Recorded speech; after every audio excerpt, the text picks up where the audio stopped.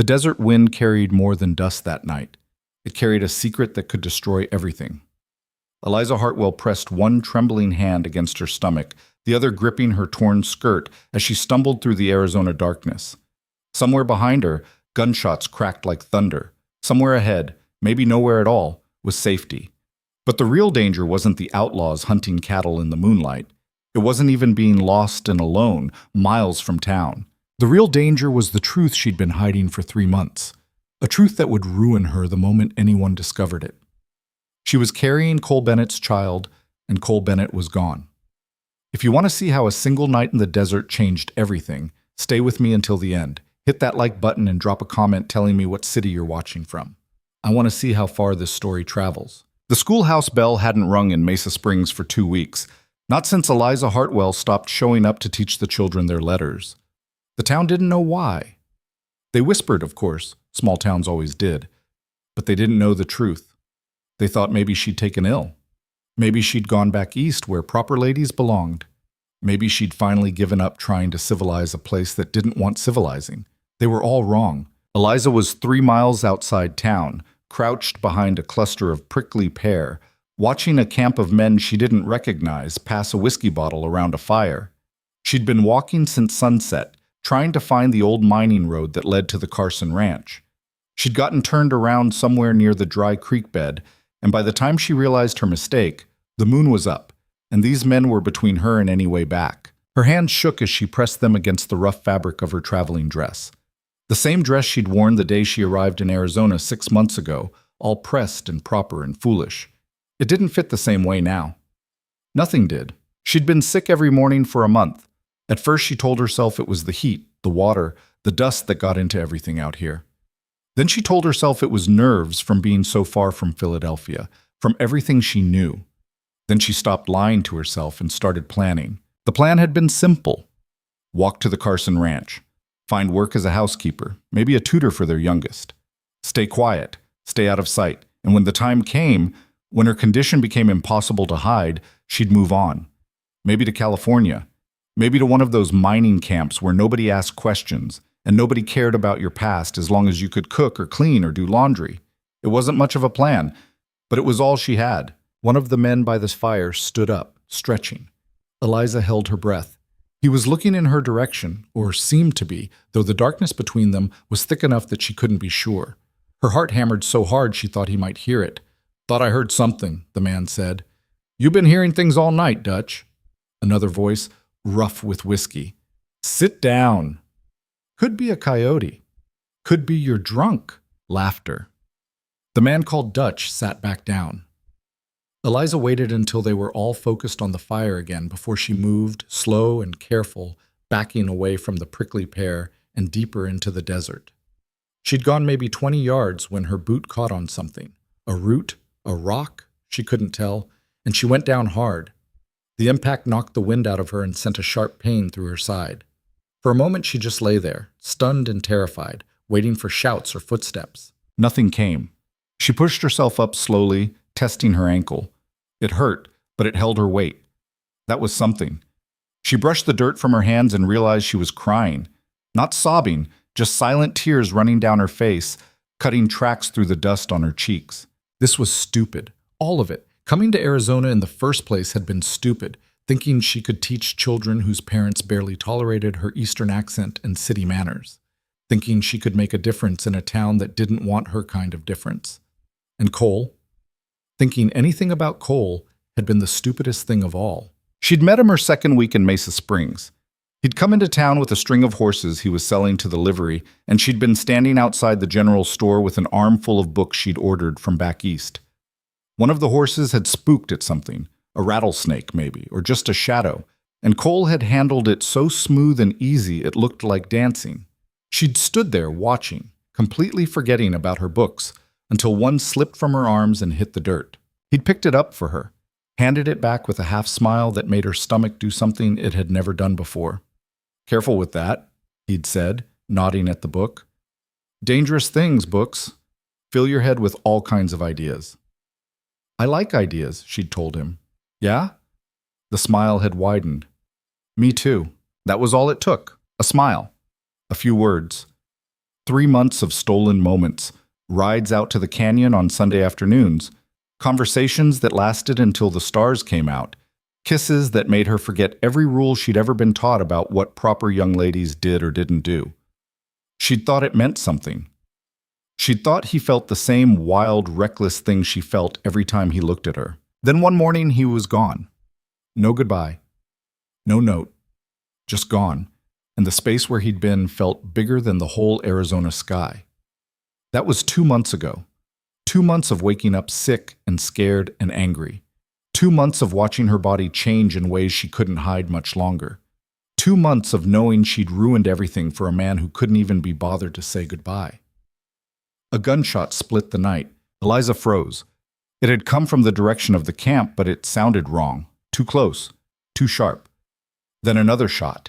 And another. And suddenly the desert was full of noise. Shouting, running footsteps, more gunfire, rapid and chaotic. She didn't think. She just ran. Her ankles screamed with every step, but she didn't slow down. She didn't know where she was going, only that she had to move, had to get away from whatever was happening behind her. The moon gave just enough light to see the larger obstacles, boulders, cacti, the darker shadows of creosote bushes, but not enough to see the uneven ground beneath her feet. She stumbled, caught herself, kept running. A horse screamed somewhere to her left. She veered right, gasping for air, her lungs burning. The corset she'd laced that morning, still trying to hide what couldn't be hidden much longer, felt like it was crushing her ribs. She wanted to stop, needed to stop, but the gunfire kept coming and she kept running. Then the ground disappeared. One moment she was running across flat desert. The next she was falling, sliding down a steep embankment in a shower of loose rocks and dirt.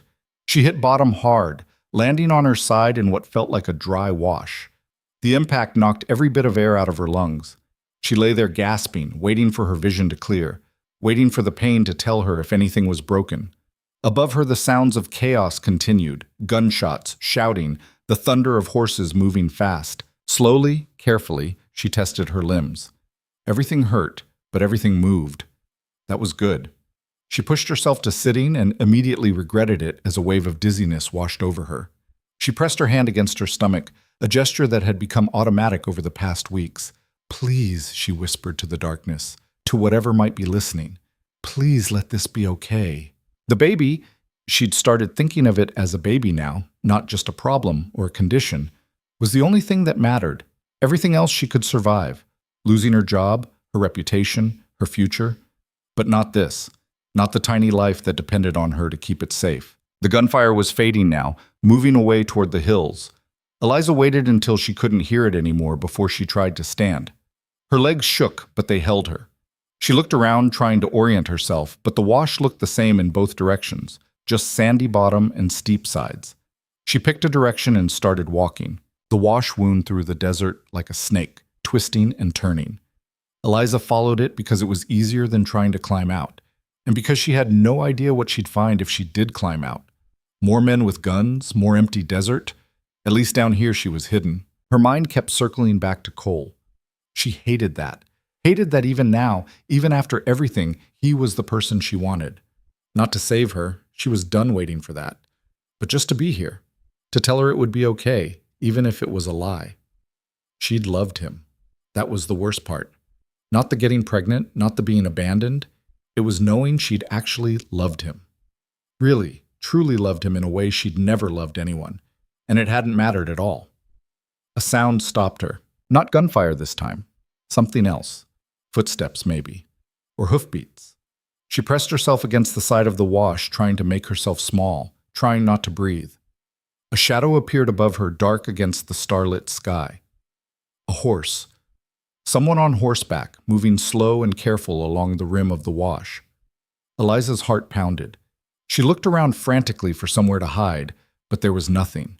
Just open wash and empty sky. The rider stopped directly above her. "I know you're down there." The voice hit her like cold water. She knew that voice. "Eliza." Not a question, a statement. "I saw you fall. You hurt?" She couldn't breathe, couldn't think, couldn't do anything but stare up at the shadow that was speaking with Cole Bennett's voice. "Eliza." Firmer now. "Answer me. Are you hurt?" "No." Her voice came out barely a whisper. She tried again. No, I'm fine. A pause. Then, I'm coming down. Don't run. She almost laughed at that. Run where? To what? She watched as he guided his horse down a gentler slope about 20 yards away, then rode toward her through the wash. As he got closer, the moonlight caught his face, and she saw him clearly for the first time in 2 months. He looked different. Leaner. Harder. There was a bruise along his jaw and what looked like dried blood on his shirt. But his eyes, those were the same. Dark and steady and fixed on her with an intensity that made her want to run after all. He pulled his horse to a stop a few feet away and dismounted in one smooth motion. For a long moment, they just looked at each other. You were supposed to be at the Carson Ranch, he said finally. Eliza blinked. What? Sarah Carson said you sent word you were coming out to help with their youngest, tutoring or something. But when I rode out there this afternoon, they said you never showed up. I've been looking for you since sundown. You've been... She couldn't finish the sentence. None of this made sense. You left. 2 months ago. You just left. I didn't leave. He took a step toward her. I went to Santa Fe to file the deed claim on that section of land by the river, the one I told you about, the one I've been saving for. You didn't tell me you were going. I left you a note at the schoolhouse, under the door. I never got any note. His jaw tightened. Someone must have taken it, or maybe the wind. Hell, I don't know, but I left you a note. Told you where I was going and why. Told you I'd be back in 6 weeks. 6 weeks. He'd said 6 weeks, but he'd been gone 8. There were complications, he continued, reading her face. Land office screwed up the paperwork. Had to ride all the way to Tucson to straighten it out. Took longer than I planned, but I got it done. He reached into his shirt pocket and pulled out a folded piece of paper. It's ours, the land, all legal and recorded. I've got the deed. Eliza stared at the paper, at him, at the whole impossible situation. Why? She managed. Why do you think? I don't know. I don't know anything anymore. You disappeared. No word, no sign. I thought... Her voice broke. She pressed her hand against her mouth, trying to hold it together. Cole closed the distance between them in 2 strides. His hands came up like he was going to touch her, then stopped, hovering just inches from her shoulders. What did you think? He asked quietly. That you were done with me. That whatever we had was just... She couldn't say it. Couldn't put words to the humiliation she'd felt. Just what? Some kind of game? He sounded genuinely shocked. Eliza, I've been in love with you since the day you dropped that book in the dirt. Everything I've done for the past 3 months has been about building a future for us. The words hung in the air between them. I was going to ask you to marry me, he said. That's why I went to Santa Fe. To make sure I had something real to offer you. Not just promises, a home, land, a real life. Eliza felt the world tilt. This couldn't be happening. This couldn't be real. I'm pregnant, she said. The words came out flat and hard like stones dropping in still water. Cole went very still. What? I'm pregnant. With your child. I've known for 6 weeks. I thought you'd left me to deal with it alone. That's why I was going to the Carsons.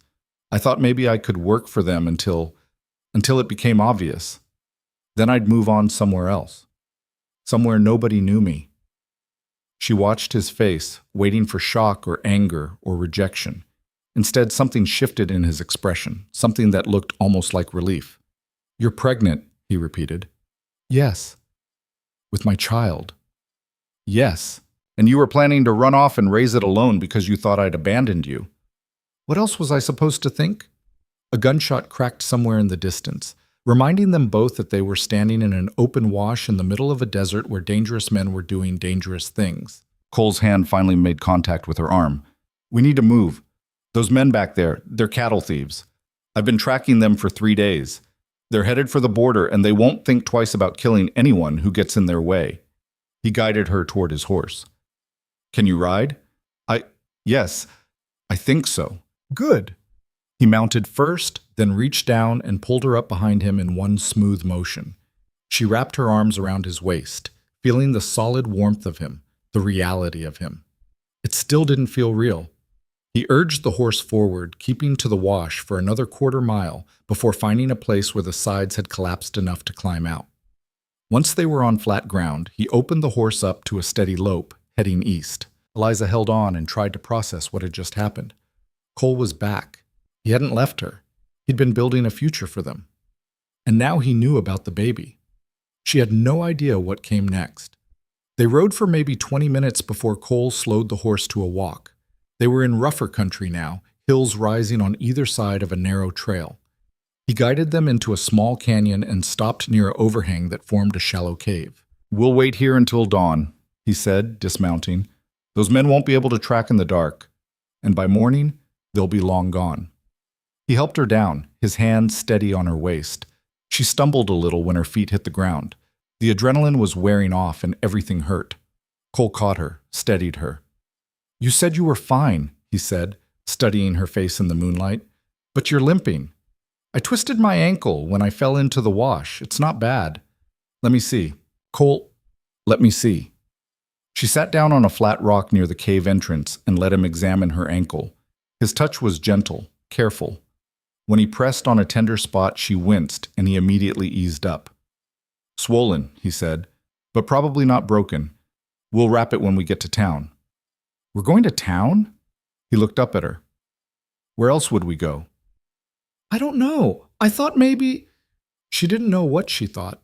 Nothing made sense anymore. Cole sat back on his heels. "Eliza, look at me." She did. "I meant what I said. I love you. I want to marry you. The baby doesn't change that. If anything, it—" He stopped, seeming to search for words. "It makes it more urgent, more important. We need to do this right." "Do what right?" "Everything." He stood up, started pacing. "We'll ride into Mesa Springs at first light, find the preacher, get married proper. Then we'll head out to the land, our land, and start building. I've got enough saved to get us through the winter if we're careful. Come spring, I can hire on with one of the bigger outfits, bring in some steady money while we get the ranch established." Eliza stared at him.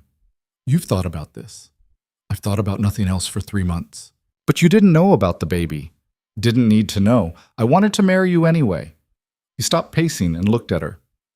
"Does that change things for you, knowing I was planning this anyway?" "Did it?" Eliza tried to sort through the tangle of emotions in her chest. Fear, relief, confusion, hope. They were all twisted together so tight she couldn't tell where one ended and another began. "I don't know," she said honestly. "This morning I thought my life was over. I thought I was going to end up alone in some mining camp, raising a child nobody wanted, doing whatever work I could find. And now you're here, and you're talking about marriage and ranches and building a future, and I don't know how to make sense of it." Cole came and sat down beside her on the rock. Not touching, but close enough that she could feel the warmth of him. "You don't have to make sense of it tonight," he said quietly. "Tonight, we're just two people sitting in a canyon, waiting for the sun to come up. That's all. Everything else can wait until morning." They sat in silence for a while. Eliza's exhaustion was catching up with her, making her thoughts fuzzy and slow. She found herself leaning against Cole's shoulder without quite meaning to, and his arm came around her, solid and steady. "I was so scared," she whispered. "I know. I thought I'd ruined everything." "You didn't ruin anything. Neither of us did. We just—" He paused. "We made a baby. And now we're going to raise it. Together. That's not ruin. That's life." Eliza closed her eyes. She was so tired. Tired of being scared, tired of planning and worrying and trying to figure out how to survive on her own. For just this moment, in this canyon, with Cole's arm around her, she let herself stop trying to figure anything out. "Tell me about the land," she said. She felt him relax slightly. "It's beautiful. 20 acres right along the river. Good water, good grass. There's a stand of cottonwoods on the north end that'll be perfect for a house site. Shade in summer, windbreak in winter. And the soil's good. We could grow vegetables, maybe even some corn. Plus, there's plenty of room for horses and cattle." "You really think we can make it work?" "I know we can. It won't be easy. First couple years are always hard. But I've worked on enough ranches to know what needs doing. And you're smart, smarter than most people I've known. Between the two of us, we'll figure it out." Eliza thought about that. About building something from nothing. About making a life in this hard, beautiful place. About raising a child here, teaching them to be strong and capable and brave. A few months ago, the idea would have terrified her. Now, sitting in the dark with Cole beside her, it felt almost possible. "What if I'm not cut out for this?" she asked. "What if I can't handle the work or the isolation or—" "Then we'll figure it out together. That's what marriage is, Eliza. Figuring things out together." Another gunshot echoed in the distance, faint but distinct. Cole tensed, listening, but the sound didn't repeat. "Tell me something," Eliza said, wanting to pull his attention back. "When you first saw me, with the books, what did you really think?" She felt him smile against her hair. "I thought you were the most beautiful thing I'd ever seen. All proper and East Coast and completely out of place. And I thought if I didn't talk to you right then, I'd regret it for the rest of my life. And now? Now I think I was right." They fell quiet again. Somewhere an owl called, low and mournful. The horse shifted, stamping its feet. The night air was cooling fast, the way it did in the desert. "Cole?" "Yeah?" "When we get to town tomorrow, when we see the preacher, what do we tell people about why we're rushing to get married?" "The truth, that I love you and you love me, and we don't see any point in waiting. They'll figure it out eventually, when the baby comes early." Let them figure it out. Their opinions don't pay our bills or build our house. We do what's right for us, and everyone else can think what they want. Eliza wished she had his confidence. She'd spent her whole life caring what people thought, trying to live up to expectations, following rules. The idea of just not caring felt impossible. But maybe that's what this place did to you. Maybe Arizona stripped away all the pretense and left you with just the raw truth of who you were and what mattered. "I'm still scared," she admitted. "Good. Me too." She pulled back to look at him. "You are?" "Hell yes. I'm about to get married and become a father and start a ranch all at the same time. Of course I'm scared. But being scared never stopped anything worth doing." He had a point. The sky was starting to change. Not quite lightning yet, but losing some of its depth. Another hour or two and the sun would be up.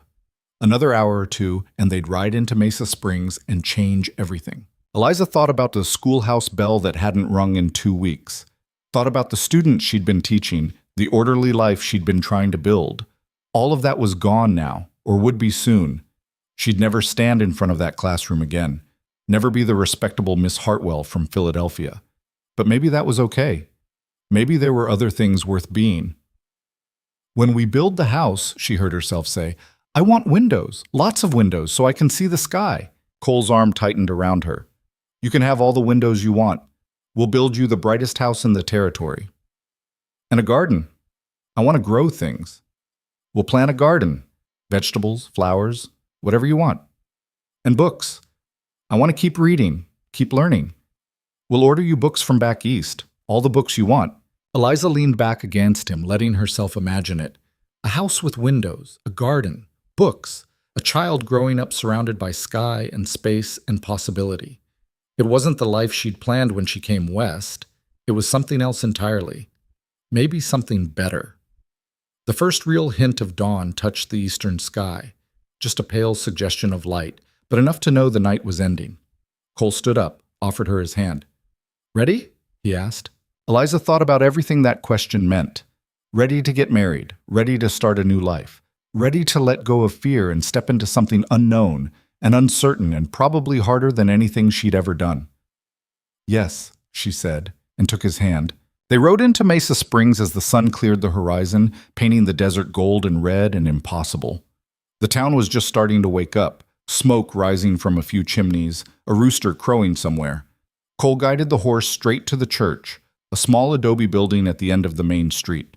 The preacher, Reverend Matthews, was sweeping the front steps when they arrived. He looked up in surprise as Cole dismounted and helped Eliza down. "Cole Bennett," he said, setting aside his broom. "Didn't expect to see you back in town so soon. And Miss Hartwell." His eyes moved between them, clearly trying to work out what was happening. "Is everything all right?" "Everything's fine," Cole said. "Better than fine. We'd like to get married. This morning, if you can manage it." Reverend Matthews blinked. "Married? This morning?" "Yes, sir." "I see. Well, that's—" He looked at Eliza. "Miss Hartwell, is this what you want?" Eliza felt the weight of that question. This was her last chance to back out, to say no, to choose a different path. She could still leave, still disappear to California or anywhere else. She could still try to do this alone, but she didn't want to. "Yes," she said, "it's what I want." The preacher studied them both for another moment, then nodded. "All right then, come inside. We'll need witnesses. Let me send my wife to fetch the Johnsons from next door. They're good people, discreet." The ceremony itself was short and simple. Eliza stood beside Cole in the small church, still wearing her dusty traveling dress, and spoke the words that would bind their lives together. Cole's hand was steady in hers. His voice was steady too, no hesitation or doubt. When the preacher pronounced them married, Cole kissed her, gentle and quick, mindful of their audience.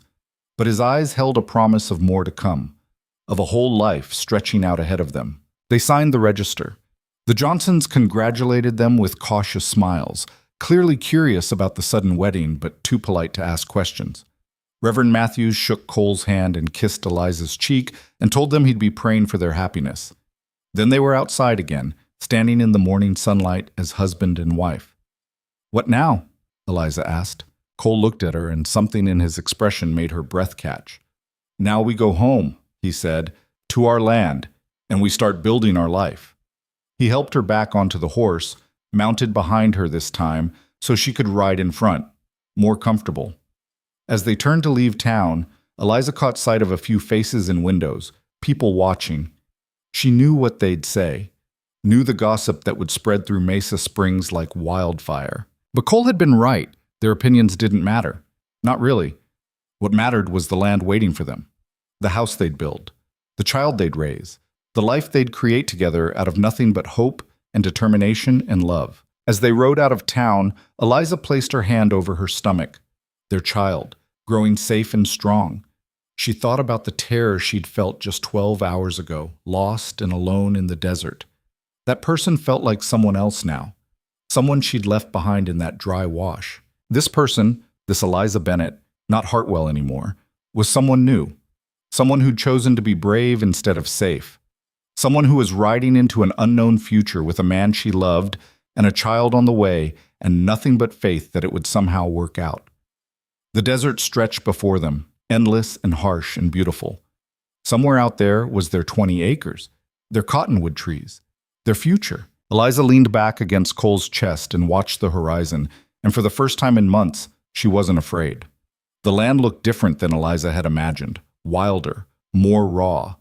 Cole had talked about cottonwoods and good grass, about a river that ran year-round, but what she saw as they crested the last ridge was mostly emptiness. Red dirt and scrub brush stretching toward a line of green in the distance where the water must be. "There," Cole said, pointing. "See those trees? That's the north boundary. Our section runs from there down to that rocky outcrop. You see it? The one that looks like a broken tooth." Eliza saw it. She also saw that there was nothing between here and there except land that would take everything they had to tame. They rode down into what would become theirs. The horse picked its way carefully through the uneven ground, and Eliza held on, feeling every jolt in her tired body. Her ankle throbbed. Her back ached. She wanted to lie down and sleep for about 3 days. But when they reached the cottonwoods and Cole helped her down, something shifted. The trees made a kind of shelter, their branches spreading wide overhead. The river, more of a creek, really, but running clear and steady, sang over smooth rocks. The ground here was softer, covered in grass that had somehow survived the summer heat. "What do you think?" Cole asked. He was watching her face carefully, like her answer mattered more than anything. Eliza turned in a slow circle, taking it in.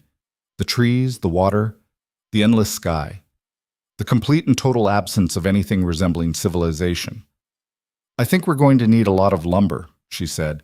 Cole laughed, a real laugh that surprised them both. "Yeah, we are. But first we need shelter. Something to get us through until we can build proper. I'm thinking we set up camp here under the trees. I've got canvas and supplies cached about a mile from here. Didn't want to haul everything to Santa Fe and back. We can have a decent setup by nightfall."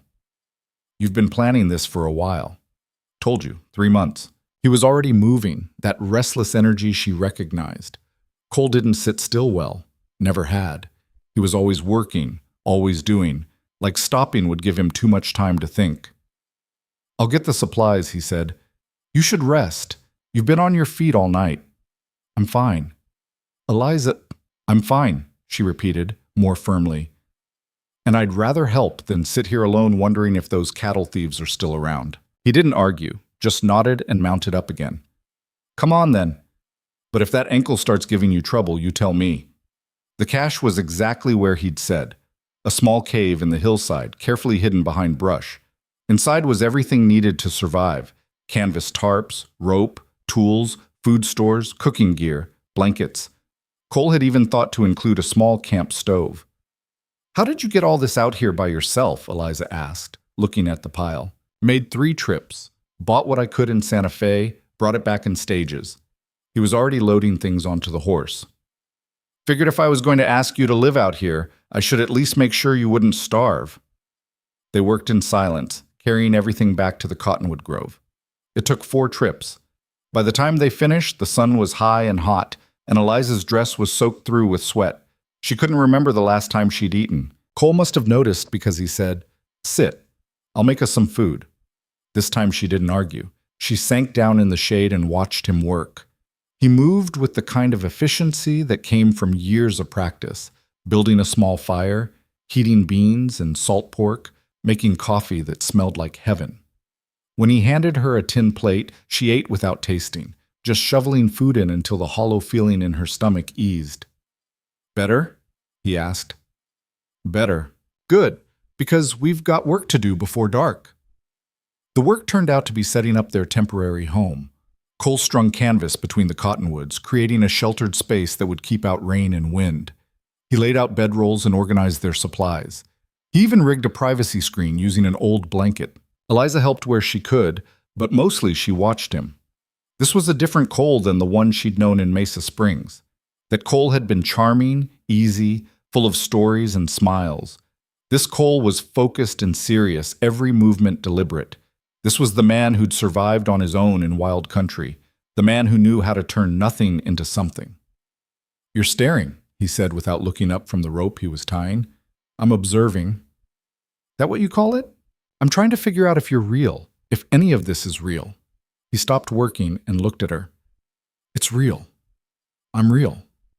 This," he gestured at the camp, the land, everything, "is all real. Yesterday I thought my life was over. And today? Today I don't know what to think." Cole crossed to her, crouched down so they were eye level. "You're tired, scared, probably still in shock. That's normal. But Eliza, I need you to hear me. We're going to be okay. Maybe not right away. Maybe not easy, but okay." She wanted to believe him, but belief required energy she wasn't sure she had. "What if I can't do this?" The question came out smaller than she meant it to. "What if I'm not strong enough?" "Then you'll get stronger. People do out here. They don't have a choice." It wasn't exactly comforting, but it was honest. He stood up, offered his hand. "Come on, I want to show you something." She let him pull her to her feet and lead her out from under the cottonwoods back toward the open land. They walked maybe 100 yards before he stopped and turned her to face west. "Right here," he said. "This is where the house goes. You'll have the sunset every evening, and in the morning, when you look out," he turned her slightly, "you'll see the river and the trees. I'm thinking we build it 2 rooms to start, one for sleeping, one for everything else.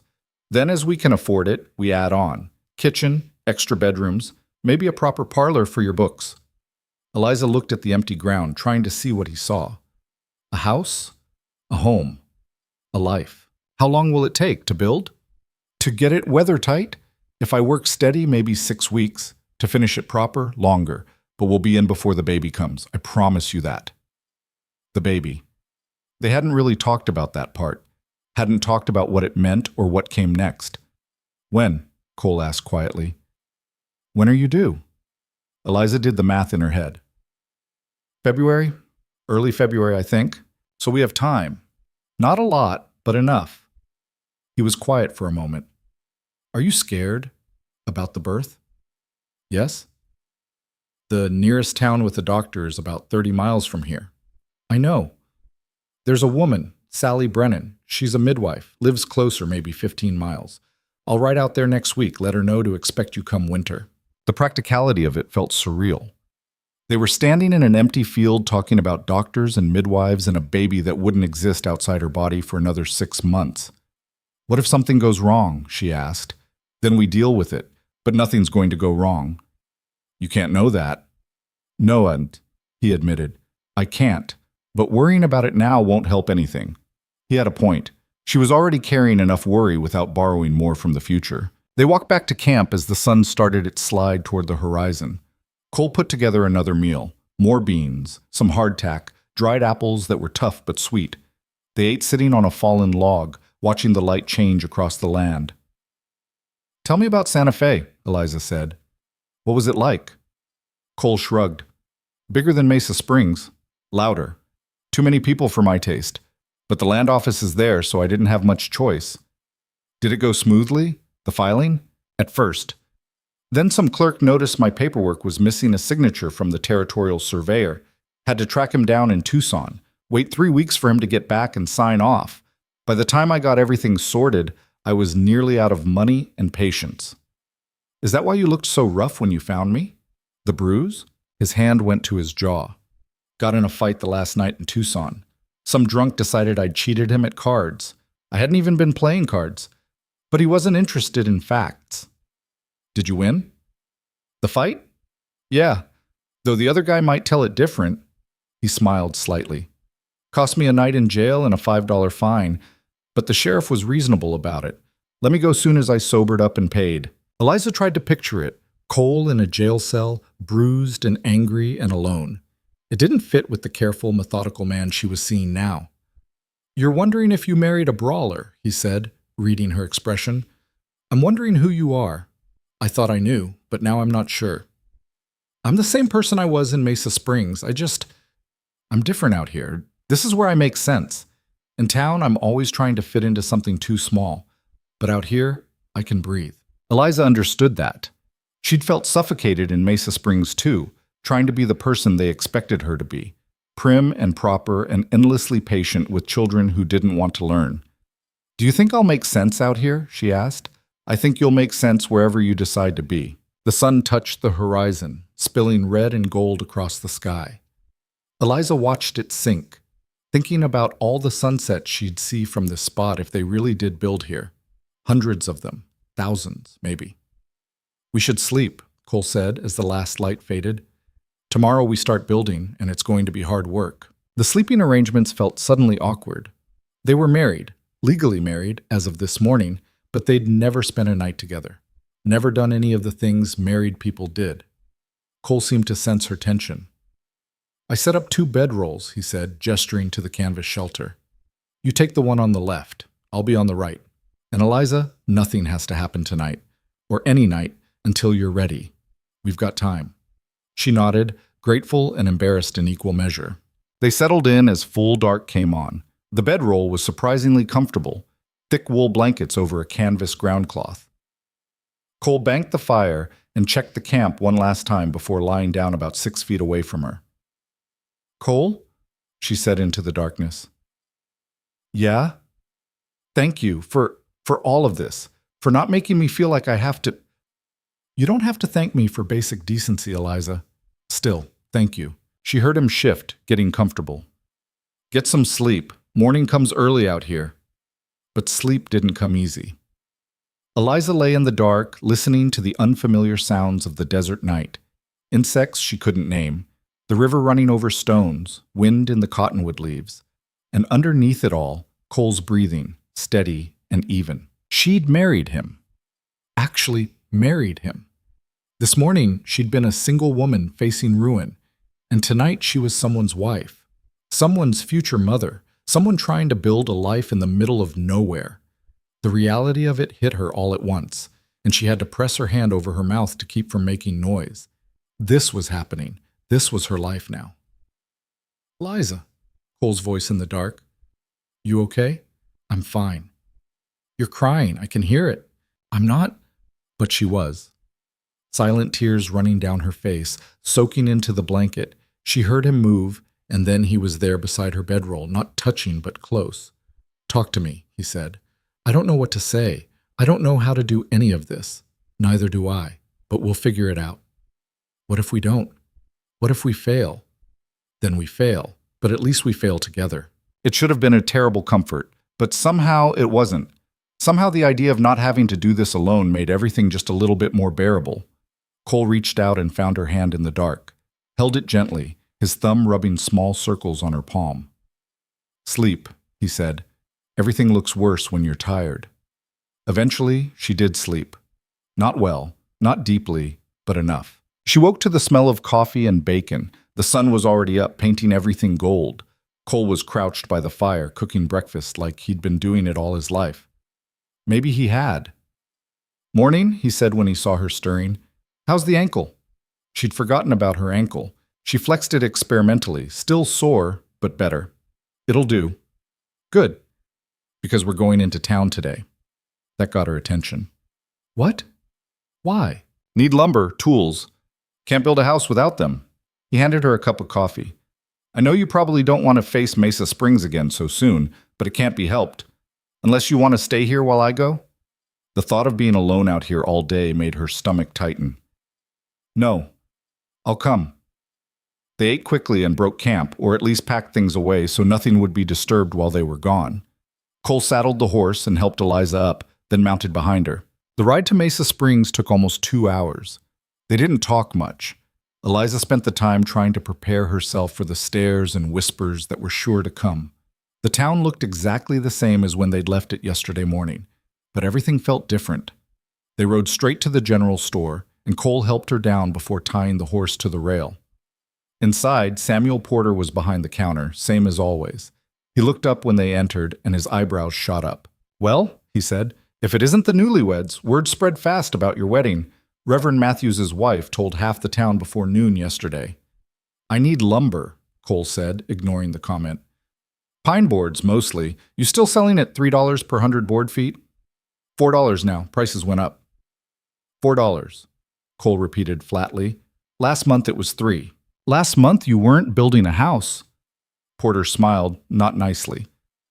"Supply and demand, Bennett. You want the lumber or not?" Eliza watched Cole's jaw tighten.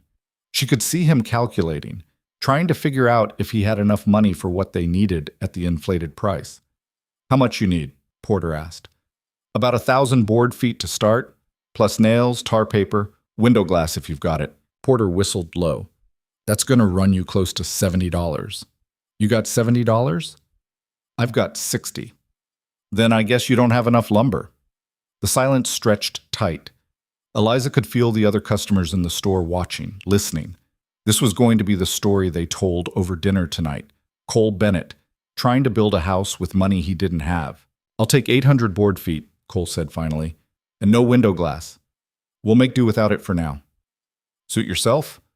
But you'll freeze come winter without proper windows." "We'll manage." Porter started tallying up the order, writing it down in his ledger with deliberate slowness. Eliza wanted to say something, wanted to defend Cole, or at least break the awful tension, but she didn't know what words would help. "Heard you got married in a hurry," Porter said, not looking up from his writing. "Must have been quite a romance." "That's our business," Cole said. "Sure it is. Just seems odd, is all. Pretty Eastern girl like Miss Hartwell, sorry, Mrs. Bennett, marrying a ranch hand with barely 2 nickels to rub together. Makes a person wonder." "Wonder about your own life, Porter. Mine's none of your concern." Porter's smile turned mean. "Folks are already talking, you know, about the timing, about why the rush." Cole's hand clenched on the counter. "If you've got something to say, say it. Just that it's interesting how you disappeared for 2 months and came back ready to marry a girl who looks a little green around the gills these days. That's all. Just interesting."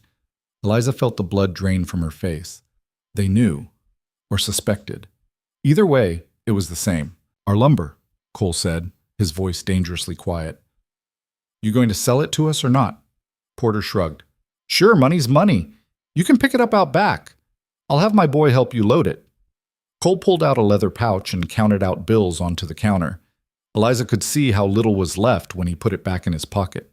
This lumber was taking almost everything they had. They walked out of the store into harsh sunlight. Neither of them spoke until they reached the alley behind the building where the lumber was stacked. "I'm sorry," Eliza said. "For what?" "For making this harder. If you didn't have to marry me..." "Stop." Cole turned to her. "Don't finish that sentence. We're married because I want to be married to you. Not because I had to. Not because of obligation, because I want to. But the money, we'll make it work. We always do. A young man came out of the back of the store. Porter's son, probably. He was maybe 16, all awkward limbs and curiosity. Pa says you need help loading, he said to Cole. Yeah, thanks. They worked together, stacking boards onto the wagon Cole had apparently arranged to borrow from someone. The boy kept glancing at Eliza when he thought she wasn't looking. She could imagine what his father had told him. It took nearly an hour to load everything. By the time they finished, Eliza was exhausted just from standing there. The morning sickness that hadn't bothered her in days was back with a vengeance, and she had to swallow hard to keep from being sick right there in the alley. Cole noticed. You need to sit down. I'm fine. Eliza, I'm fine, she insisted, even though she very much wasn't. He didn't push it, just helped her up onto the wagon seat and climbed up beside her. They pulled out of town with the loaded wagon creaking under the weight of their future. They'd gone maybe a mile when Eliza finally had to admit defeat. Stop the wagon! Cole pulled up immediately. Eliza climbed down as fast as her shaking legs would carry her and made it about 10 steps before she was sick in the scrub brush. Cole appeared beside her, holding her hair back, not saying anything. When it passed, she straightened up, mortified. I'm sorry. Don't be. Can't help being sick. It's the baby. Makes me sick in the mornings. I figured. He handed her his canteen. Rinse your mouth, then we'll take a break before we head back. They sat in the shade of the wagon for 20 minutes while Eliza's stomach settled. Cole didn't try to make conversation, just sat beside her, patient and quiet. It's going to be like this, isn't it? She said finally. People talking, people judging. Probably. Doesn't that bother you?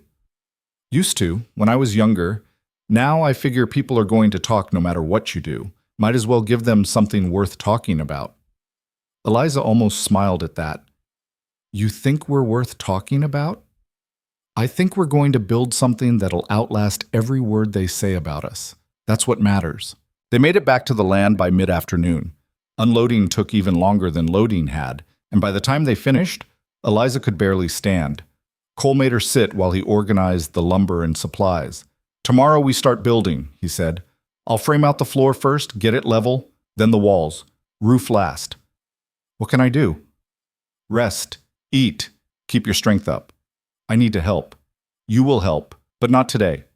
Today you've done enough. She wanted to argue, but she was too tired. She watched him work through the evening, measuring, marking, planning. He moved with absolute certainty, like he could see the finished house already and was just following the blueprint in his head. They ate another simple meal as darkness came on. This time Eliza fell asleep almost as soon as she lay down, too exhausted for worry or fear or anything except the deep, heavy pull of sleep. She woke once in the night to the sound of rain on canvas. Cole had moved closer to her bedroll at some point, probably to check if water was coming in.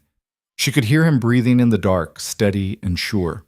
Tomorrow they would start building. Tomorrow, the real work would begin.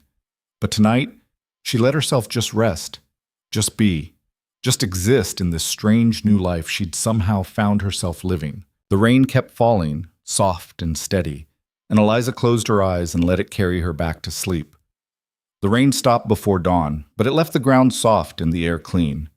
Eliza woke to the sound of Cole already working, the sharp crack of his axe biting into wood, rhythmic and steady. She pushed herself up, her back stiff from sleeping on the ground, and stepped out from under the canvas. He was shirtless despite the morning chill, sweat already gleaming on his shoulders as he split logs into manageable pieces. The pile beside him was growing steadily. You should have woken me, she called. He paused, wiping his forehead with the back of his hand. You needed sleep. So did you. I slept enough. He drove the axe into the chopping block and walked over to her. How are you feeling? Better than yesterday? Good. Because I could use your help today if you're up for it. Eliza looked at the lumber stacked nearby, the tools laid out with careful precision, the empty ground where their house would stand. What do you need me to do? Hold the level while I set the foundation posts. It's not hard work, but it takes 2 people. They worked through the morning, Cole digging post holes in the damp earth, while Eliza measured and marked where each one needed to go. It was slow, careful work.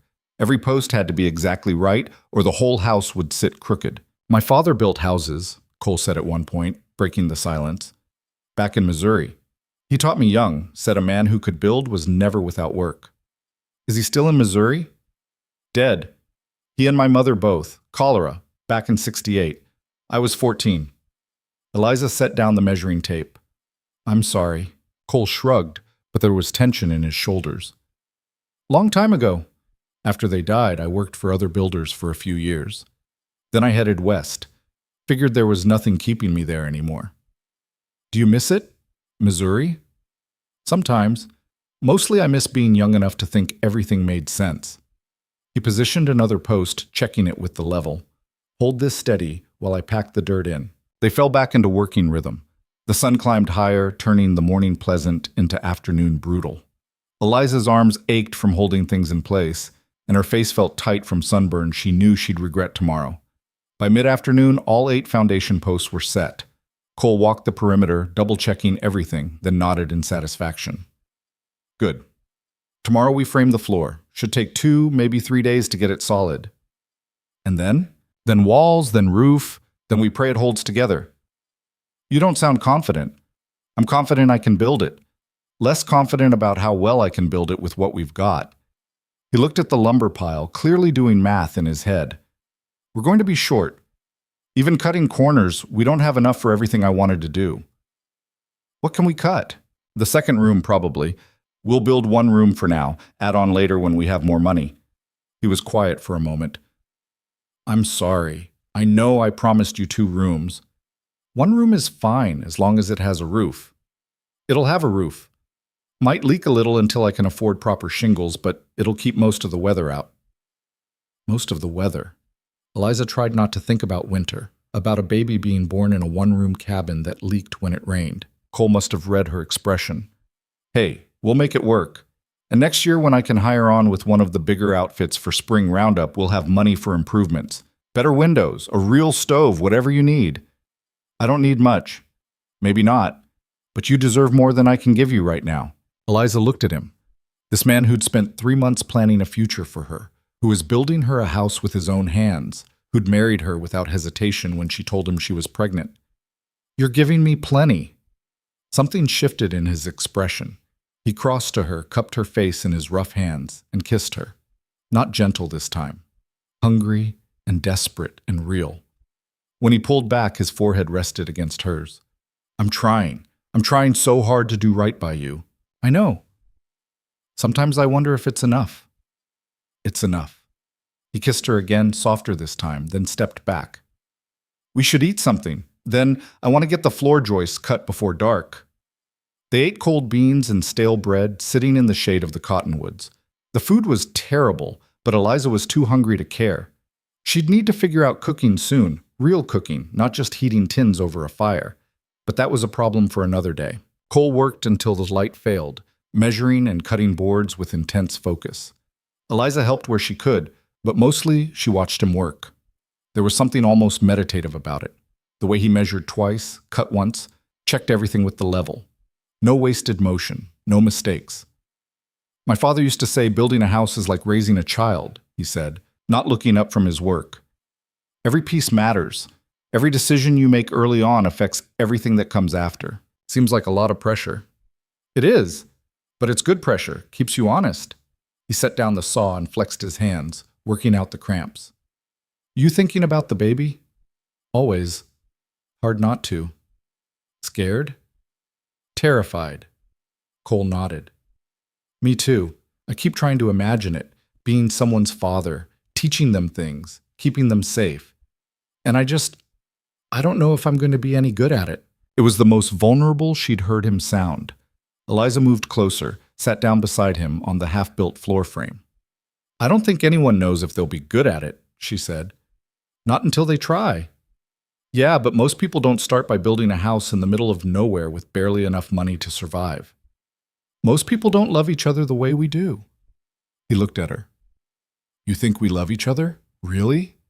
The question caught her off guard. Don't you? I know I love you. I'm just not always sure you love me back. Sometimes I think you're here because you don't have anywhere else to go. Eliza felt something crack open in her chest. That's not true. Isn't it? If you hadn't gotten pregnant, if I'd come back from Santa Fe and things were normal, would you have said yes to marrying me? I don't know, she admitted. Maybe not right away. I would have been scared, but eventually, yes. I think I would have said yes eventually. But you're not sure. No one's sure about anything, Cole. Life doesn't work like that. He was quiet for a long moment, his jaw working like he was chewing on words he didn't want to say. Finally, I need you to want to be here, not just accept being here. Want it. I do want it. Do you? Or are you just making the best of a bad situation? Eliza stood up, suddenly angry. You want honesty? Fine. 3 days ago, I was the most scared I've ever been in my life. I thought I was going to end up alone and ruined and desperate. And then you showed up and you gave me a way out. So yes, part of me is grateful just to have a roof and food and someone who doesn't look at me like I'm garbage. But that's not the only reason I'm here. Then what's the other reason? Because when I'm with you, I feel like I can breathe. Like I don't have to pretend to be someone I'm not. Because you look at me like I matter, like what I think and feel and want actually counts for something. Because you're building me a house with your bare hands and you won't even let me thank you for it without getting awkward. Cole stared at her. So no, Eliza continued. I don't know if I would have married you right away if things were different. But I know I'm glad I married you now. I know I want to build this life with you. And I know that every day I'm here, I choose to stay. That has to count for something. The silence stretched between them, taut and charged. Then Cole was on his feet, pulling her against him, kissing her like she was air and he'd been drowning. Eliza kissed him back just as hard, her fingers digging into his shoulders, all the fear and frustration of the past days pouring out in this one desperate connection. When they finally broke apart, both breathing hard, Cole said, I choose you too. Every day, no matter what. Good, then we're agreed. Agreed. They stood there holding each other as the stars came out overhead. Somewhere in the distance, a coyote called. The river sang its endless song. And for the first time since this whole impossible situation began, Eliza felt something like peace. The next morning brought new challenges. The floor framing was harder than Cole had expected. The ground wasn't as level as he'd thought, and they had to make constant adjustments. What should have taken 1 day stretched into 3. Eliza helped where she could, but her body was starting to betray her. The morning sickness was getting worse, and by afternoon she was so exhausted she could barely stand.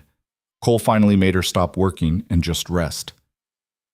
I feel useless, she said, watching him work alone. You're growing a person. That's not useless. You're building a house and growing a person. I'm not the one actually growing the person. I just helped start the process. Despite everything, Eliza laughed. That's one way to put it. Cole grinned at her, a real smile, the kind that crinkled the corners of his eyes. She realized she hadn't seen him smile like that in days. Maybe weeks. The weight of everything they were trying to do was pressing down on both of them. Tell me something good, she said suddenly. Tell me something about the future that's not about survival or money or making it through the winter. He sat back on his heels, thinking. All right, 5 years from now we're going to have a garden out front. Real flowers, not just the wild ones. You're going to plant roses because you read somewhere that they grow well in this climate. And every spring, when they bloom, I'm going to cut you a bouquet and put them in that blue vase you've been eyeing in Porter's store window. I haven't been eyeing any vase. Yes, you have. Every time we go to town, you look at it. Don't think I haven't noticed. Eliza felt her throat tighten. He'd noticed. Of course he'd noticed. What else? She asked. The baby, our baby, is going to learn to ride before they can barely walk. We'll get them a pony. Something gentle and steady, and on Sunday afternoons we'll all 3 ride out to the canyon and have picnics. You'll bring sandwiches and I'll bring terrible coffee, and the baby will run around catching lizards. Lizards? All kids catch lizards out here. It's practically required. Eliza could see it so clearly. A little child with Cole's dark hair and her stubborn chin, chasing lizards through the red dirt while they watched and laughed. It felt real enough to touch. Keep going, she said.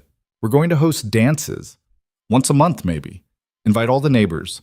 And yes, we'll have neighbors by then. The territory's growing. We'll push the furniture back and someone will play fiddle and we'll dance until midnight. You'll wear that green dress you wore the first time I took you riding, and I'll step on your toes because I'm a terrible dancer. You're not a terrible dancer. I'm adequate at best. You're better than adequate. He smiled at her again, softer this time. The house is going to be bigger. We'll have added on 3 bedrooms, a real kitchen, maybe even a parlor. And it won't leak anymore because I'll have fixed the roof properly. And there will be books everywhere because I can't stop you from ordering them. You won't try to stop me. Why would I? Watching you read is one of my favorite things. Eliza felt tears prick her eyes. Damn this pregnancy and its emotions. That's a good future. It's going to be our future, I promise. He went back to work, and Eliza closed her eyes, holding onto the image he'd painted. Roses and ponies and dances, a house full of books and a child catching lizards. It seemed impossible, but then again, everything about the past week seemed impossible. By the end of the 5th day, the floor was done. Cole stood on it, testing its strength, walking from corner to corner. Solid, he declared, ready for walls. The walls went up faster than the floor had, though they brought their own problems. The wood was green in places, warping as it dried. Cole had to adjust constantly, compensating for the material's stubbornness. More than once, Eliza heard him curse under his breath, fighting with a board that wouldn't sit right. "Can I help?" she asked during one particularly frustrating moment. "Unless you can make lumber magically straighten itself, no." "I could try talking to it nicely." He looked at her like she'd lost her mind, then laughed, short and surprised. "You know what? Go ahead, can't hurt." Eliza walked over to the offending board and addressed it solemnly. "Dear board, you're being very difficult. Cole is doing his best, and you're not making it easy. Could you please consider cooperating?" The board, of course, did nothing. "Well?" Cole asked. "I think it's thinking about it." Thinking about it. These things take time. Despite himself, Cole grinned. He picked up the board, adjusted it one more time, and somehow, whether through skill or luck or the board's sudden cooperation, it slid into place perfectly. "See?" Eliza said. "Talking works." "I'm going to pretend that's not insane and just accept the help." They fell into a rhythm over the next days. Cole built while Eliza handled the smaller tasks, organizing supplies, preparing meals, keeping water hauled from the river. It wasn't equal work by any measure, but it was work that mattered. One afternoon, while Cole was high on a ladder nailing wall boards, a rider appeared on the ridge. Eliza saw him first, a lone figure on horseback, silhouetted against the sky. "Cole," she called. "Someone's coming." He climbed down immediately, his hand going automatically to the rifle propped against the wall frame. They stood together, watching the rider approach. As he got closer, Eliza recognized him. James Carson, from the ranch where she was supposed to have worked. He was older, maybe 50, with gray in his beard and a weathered face that had seen too much sun. "Bennett," Carson called as he reined up. "Heard you were building out here." "Word travels fast," Cole said neutrally. Carson's eyes moved to Eliza, taking in her simple dress, her sunburned face, the way she stood close to Cole. "Mrs. Bennett, my wife was disappointed you never made it to us. She was looking forward to having help with the children." "I'm sorry about that," Eliza said. "Circumstances changed." "I can see that." He dismounted, tied his horse to a cottonwood branch. "Mind if I look around?" Cole hesitated, then nodded. "Help yourself." Carson walked the perimeter of the building site, examining the foundation posts, the floor, the partially completed walls. His expression gave nothing away. "You know what you're doing," he said finally. "That's good. Too many people come out here thinking they can just throw something together and it'll hold. My father taught me right." "He teach you about winters out here, about how cold it gets when the wind comes down from the mountains?" "I know it gets cold. Cold enough to freeze water in a bucket overnight. Cold enough to make your fingers go numb even with gloves. You planning to have that roof on before November?" "That's the plan." Carson nodded slowly. "You're going to need help. This is too much for one man to finish in time." "I'll manage." "I'm not doubting your skill, son. I'm doubting your timeline. Even if you work yourself to death, you won't get a proper roof on before the weather turns." "Not alone." Cole's jaw tightened. "I appreciate the concern, but we'll be fine." "I'm not offering concern. I'm offering help. I've got 2 ranch hands who aren't doing much this time of year. I can spare them for a few days. In exchange, you help me with spring roundup when the time comes." The offer hung in the air between them. Eliza could see Cole struggling with it, pride against practicality. "Why would you do that?" Cole asked finally. Carson looked at Eliza, then back to Cole. Because I remember what it's like to be young and stupid and trying to build something from nothing, and because my wife would have my hide if I let you freeze to death out here when I could have helped. I'm not a charity case. Didn't say you were. I said I'd trade labor for labor. That's business, not charity. Cole looked at Eliza. She gave a small nod. All right, Cole said, but I'm paying my debts. Spring roundup, you've got me for however long you need. Fair enough. Carson untied his horse. I'll send the men out day after tomorrow. They'll bring supplies, tar paper, extra nails, some shingles I've got sitting in my barn doing nothing. You can pay me back for the materials when you're able. I'll pay you back by winter. No rush, I'm not going anywhere. Carson mounted up, then paused. One more thing. My wife wants to invite you both to dinner next Sunday. She's particular about meeting new neighbors, and she'll make my life hell if I don't ask. Eliza felt her stomach clench. Dinner meant conversation, questions, judgment. We'll think about it, Cole said. You do that. But fair warning, if you say no, she'll just ride out here herself, and the invitation will be a lot harder to refuse. He tipped his hat. Mrs. Bennett, take care of yourself. And if you need anything, midwife, doctor, just someone to talk to, Sarah's always around. He rode off, leaving them standing in the dusty yard. That was unexpected, Eliza said. Carson's all right, always has been, but I don't like owing people. He said it was a trade, not charity. It's still owing. Cole picked up his hammer, clearly agitated. And now we have to go to dinner and smile and pretend we're not barely holding it together. Are we? Barely holding it together? He looked at the half-built house, at the supplies they'd stretched as far as they could, at Eliza in her faded dress with her sunburned face. Some days it feels that way. And other days? Other days I think we might actually pull this off. 2 days later, as promised, Carson's men arrived. They were both young, maybe early 20s, and clearly curious about the newlyweds building in the middle of nowhere. But they were also good workers, and with 3 sets of hands instead of 1, the walls went up fast. By the end of the first day, all 4 walls were standing. By the end of the second, they'd started on the roof framing. Cole worked alongside them, driving himself harder than Eliza had ever seen, determined to prove he could hold his own. He trying to kill himself? One of the ranch hands asked Eliza when Cole insisted on working through the lunch break. Probably, she said, but I've learned not to argue with him when he's like this. The ranch hand, his name was Tommy, grinned. My wife's the same way. Gets an idea in her head, and there's no talking her out of it. You're married? 6 months now. We're building a place over on Carson's east section. He's letting us work the land in exchange for labor. Same kind of deal your husband's got, I guess. It was oddly comforting to know they weren't the only ones struggling to build something from nothing. By Sunday morning, the roof was on. Not finished. They still needed to tar it properly and add shingles, but weather-tight enough to keep out rain. Cole stood in the middle of their one-room house, looking up at the ceiling beams with something like wonder. We did it, he said. You did it, Eliza corrected. We did it, he repeated firmly. He pulled her against him, his arms solid around her. We built a house. It wasn't much of a house yet, just 4 walls and a roof and a floor. No door, no windows, no furniture. But it was theirs, and it was standing, and that felt like everything. That afternoon they rode to the Carson ranch for dinner. Eliza wore her only decent dress, the one she'd been married in, cleaned as best she could, and tried not to feel sick with nerves. Sarah Carson turned out to be nothing like Eliza expected. She was tall and broad-shouldered with work-roughened hands and a direct way of speaking that cut through pretense. Finally, she said when they arrived, I was starting to think James made you up. Come in, come in. Dinner's almost ready and I want to hear everything. The everything turned out to be surprisingly painless. Sarah asked about the house, about their plans, about how Eliza was adjusting to ranch life. She didn't ask about the rushed wedding or the timing or any of the questions Eliza had been dreading.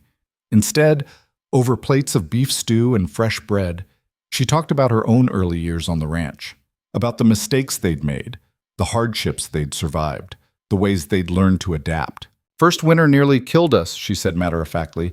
We had no idea how to prepare, ran out of firewood by January and spent 3 weeks burning furniture just to stay warm, learned our lesson real quick. How did you make it through? Eliza asked.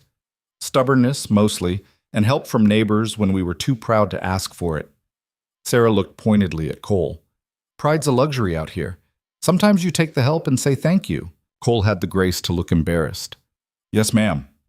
After dinner, while the men talked outside, Sarah pulled Eliza aside in the kitchen. When are you due? She asked quietly. Eliza's hand stilled on the dish she was drying. How did you? I've had 4 children, girl. I know the signs. February? Early February. Sarah nodded. That's good. Gives you time to get settled before the baby comes. You talked to Sally Brennan yet? Cole said he'd ride out there. Make sure he does. Sally's good. Helped deliver all 4 of mine plus half the babies in the territory. She'll take care of you. Sarah was quiet for a moment. People are going to talk, about the timing. I know. Let them talk. Talk doesn't mean anything. What matters is that baby arrives healthy and you survive the birthing. Everything else is just noise. Eliza felt her throat tighten. Thank you. Don't thank me. Just take care of yourself. And if you need anything at all, you send Cole over here. Or ride over yourself if you're able. We're neighbors now. That means something out here. On the ride home, under a sky thick with stars, Eliza leaned back against Cole and felt something shift in her chest. They weren't alone out here. They had neighbors. They had help. They had a house with a roof and walls and a chance at making it work.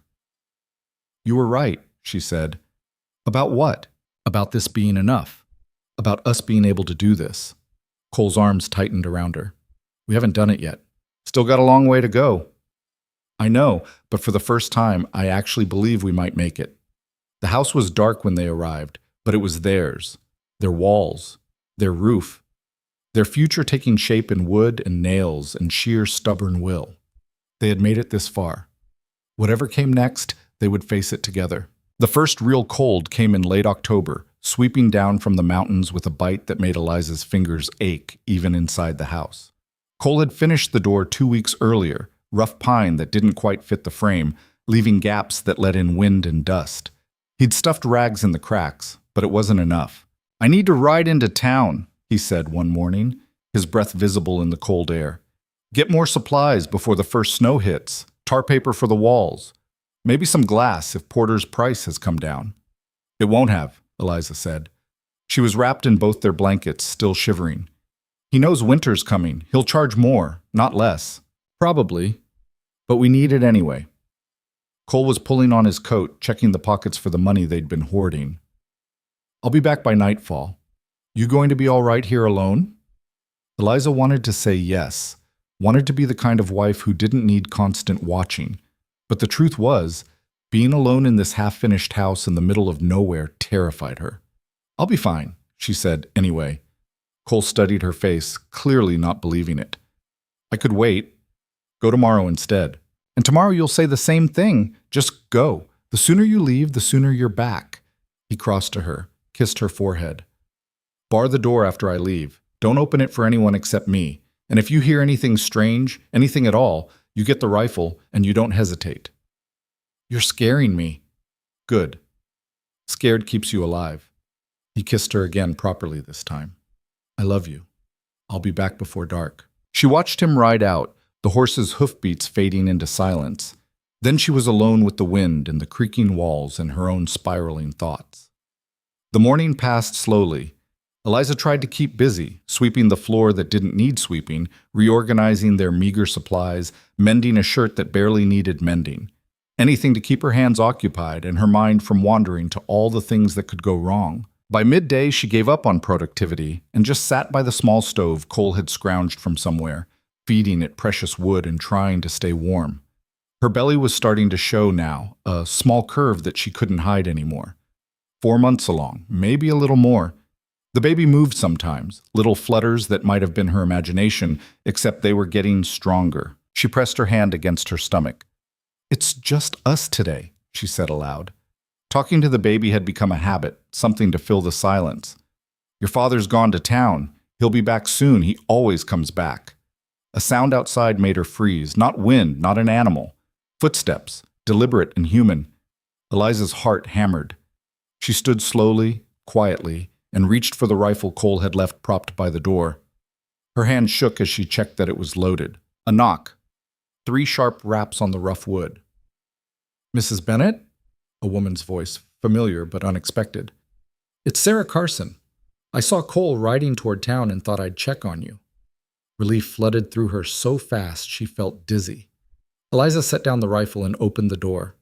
Sarah stood there with a basket over one arm, wrapped in a heavy coat that made her look even more formidable than usual.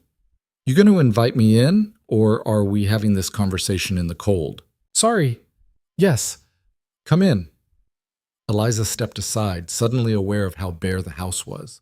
One room with a stove, a makeshift bed, crates for furniture. Nothing that looked like a real home. If Sarah noticed, she didn't comment. She set the basket on one of the crates and started unpacking. Bread, some of that stew you liked. Eggs, I wrapped them careful so they shouldn't be broken. And this, she pulled out a bundle of thick wool, is for you.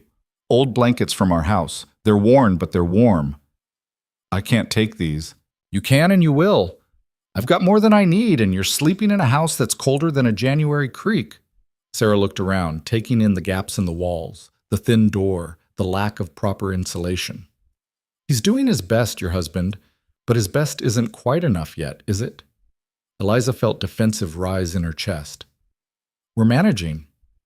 Managing and thriving are two different things, girl. When's the last time you had a hot meal that didn't come from a tin? Eliza couldn't remember. Days, maybe. A week. That's what I thought.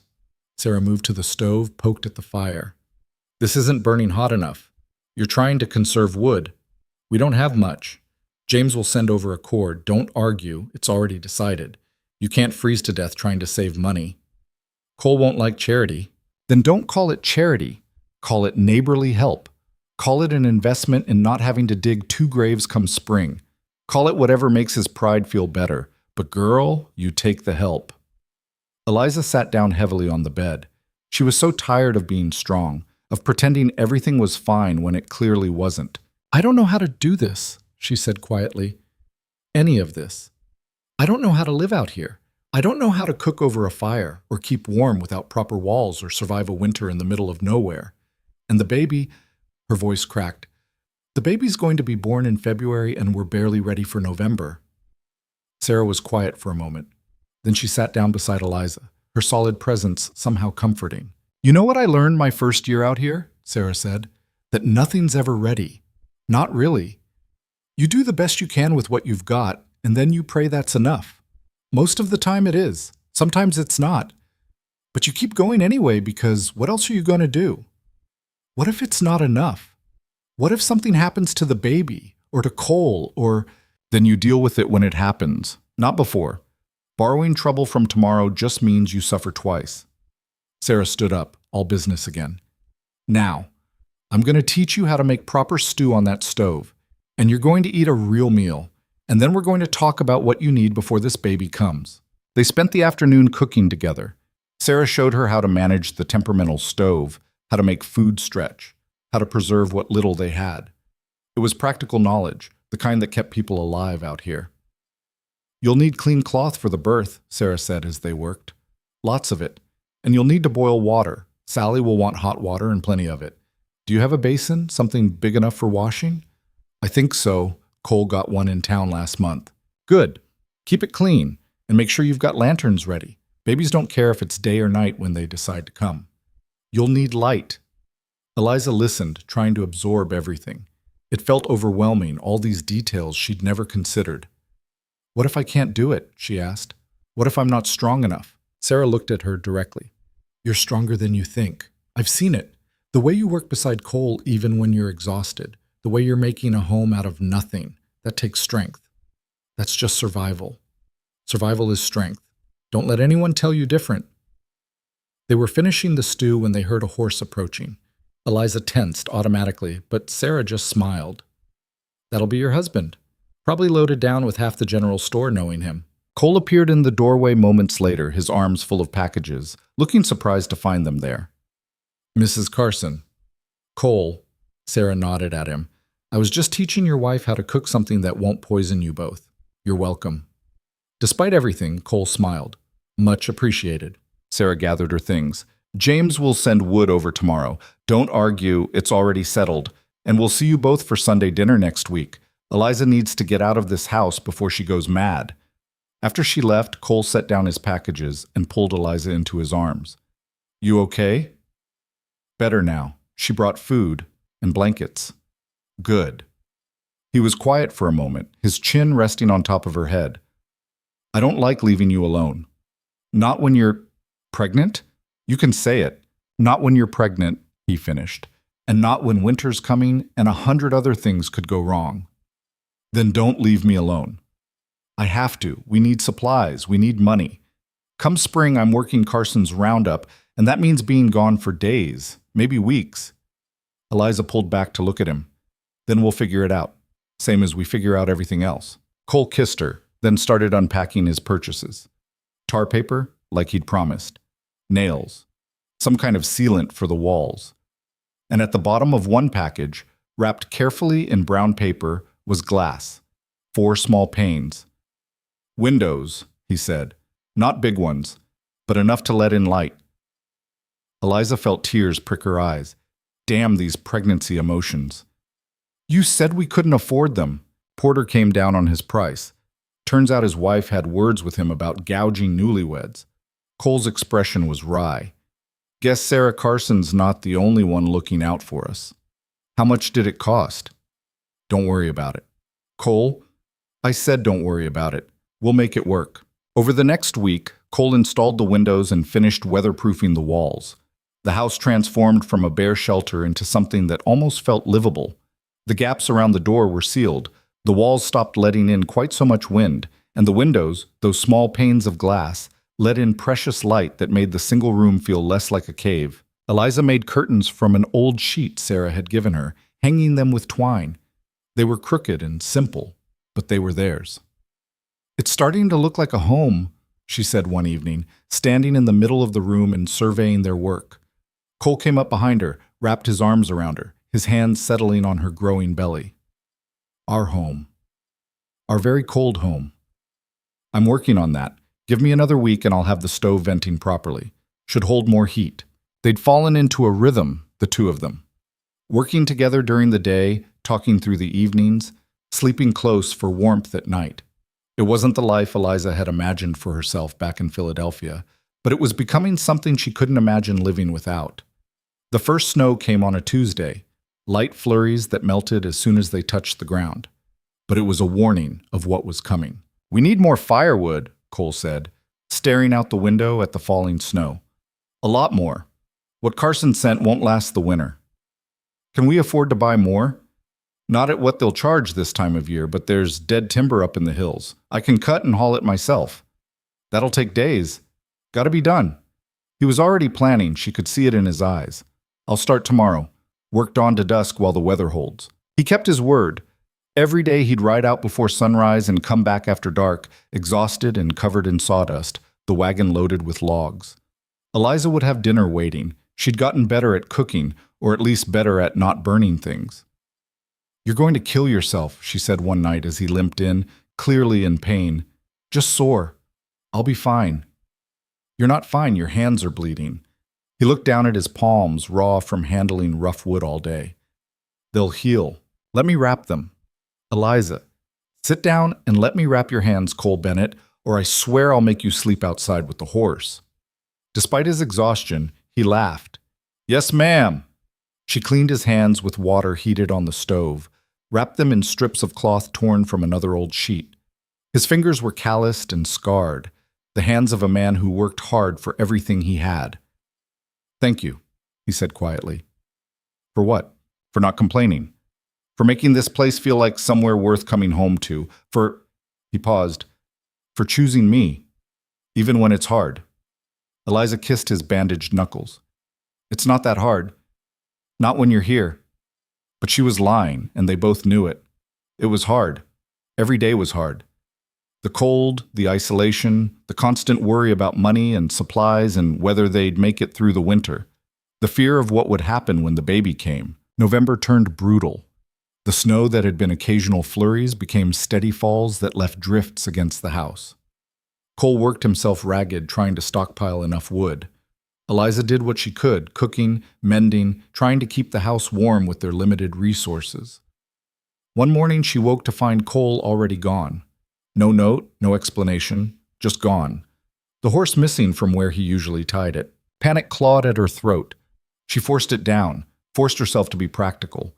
He'd probably just gone to check the wood supply or hunt for fresh meat. He'd be back. Hours passed. Morning became afternoon, became evening. Still no Cole. Eliza paced the small house, wearing a path in the rough floor. She fed the stove. She tried to eat and couldn't. She stood at the window watching for movement on the horizon. Full dark came. Still no Cole. She was getting the rifle, trying to decide if she should ride out looking for him or stay put, when she heard it. Hoofbeats, irregular and slow.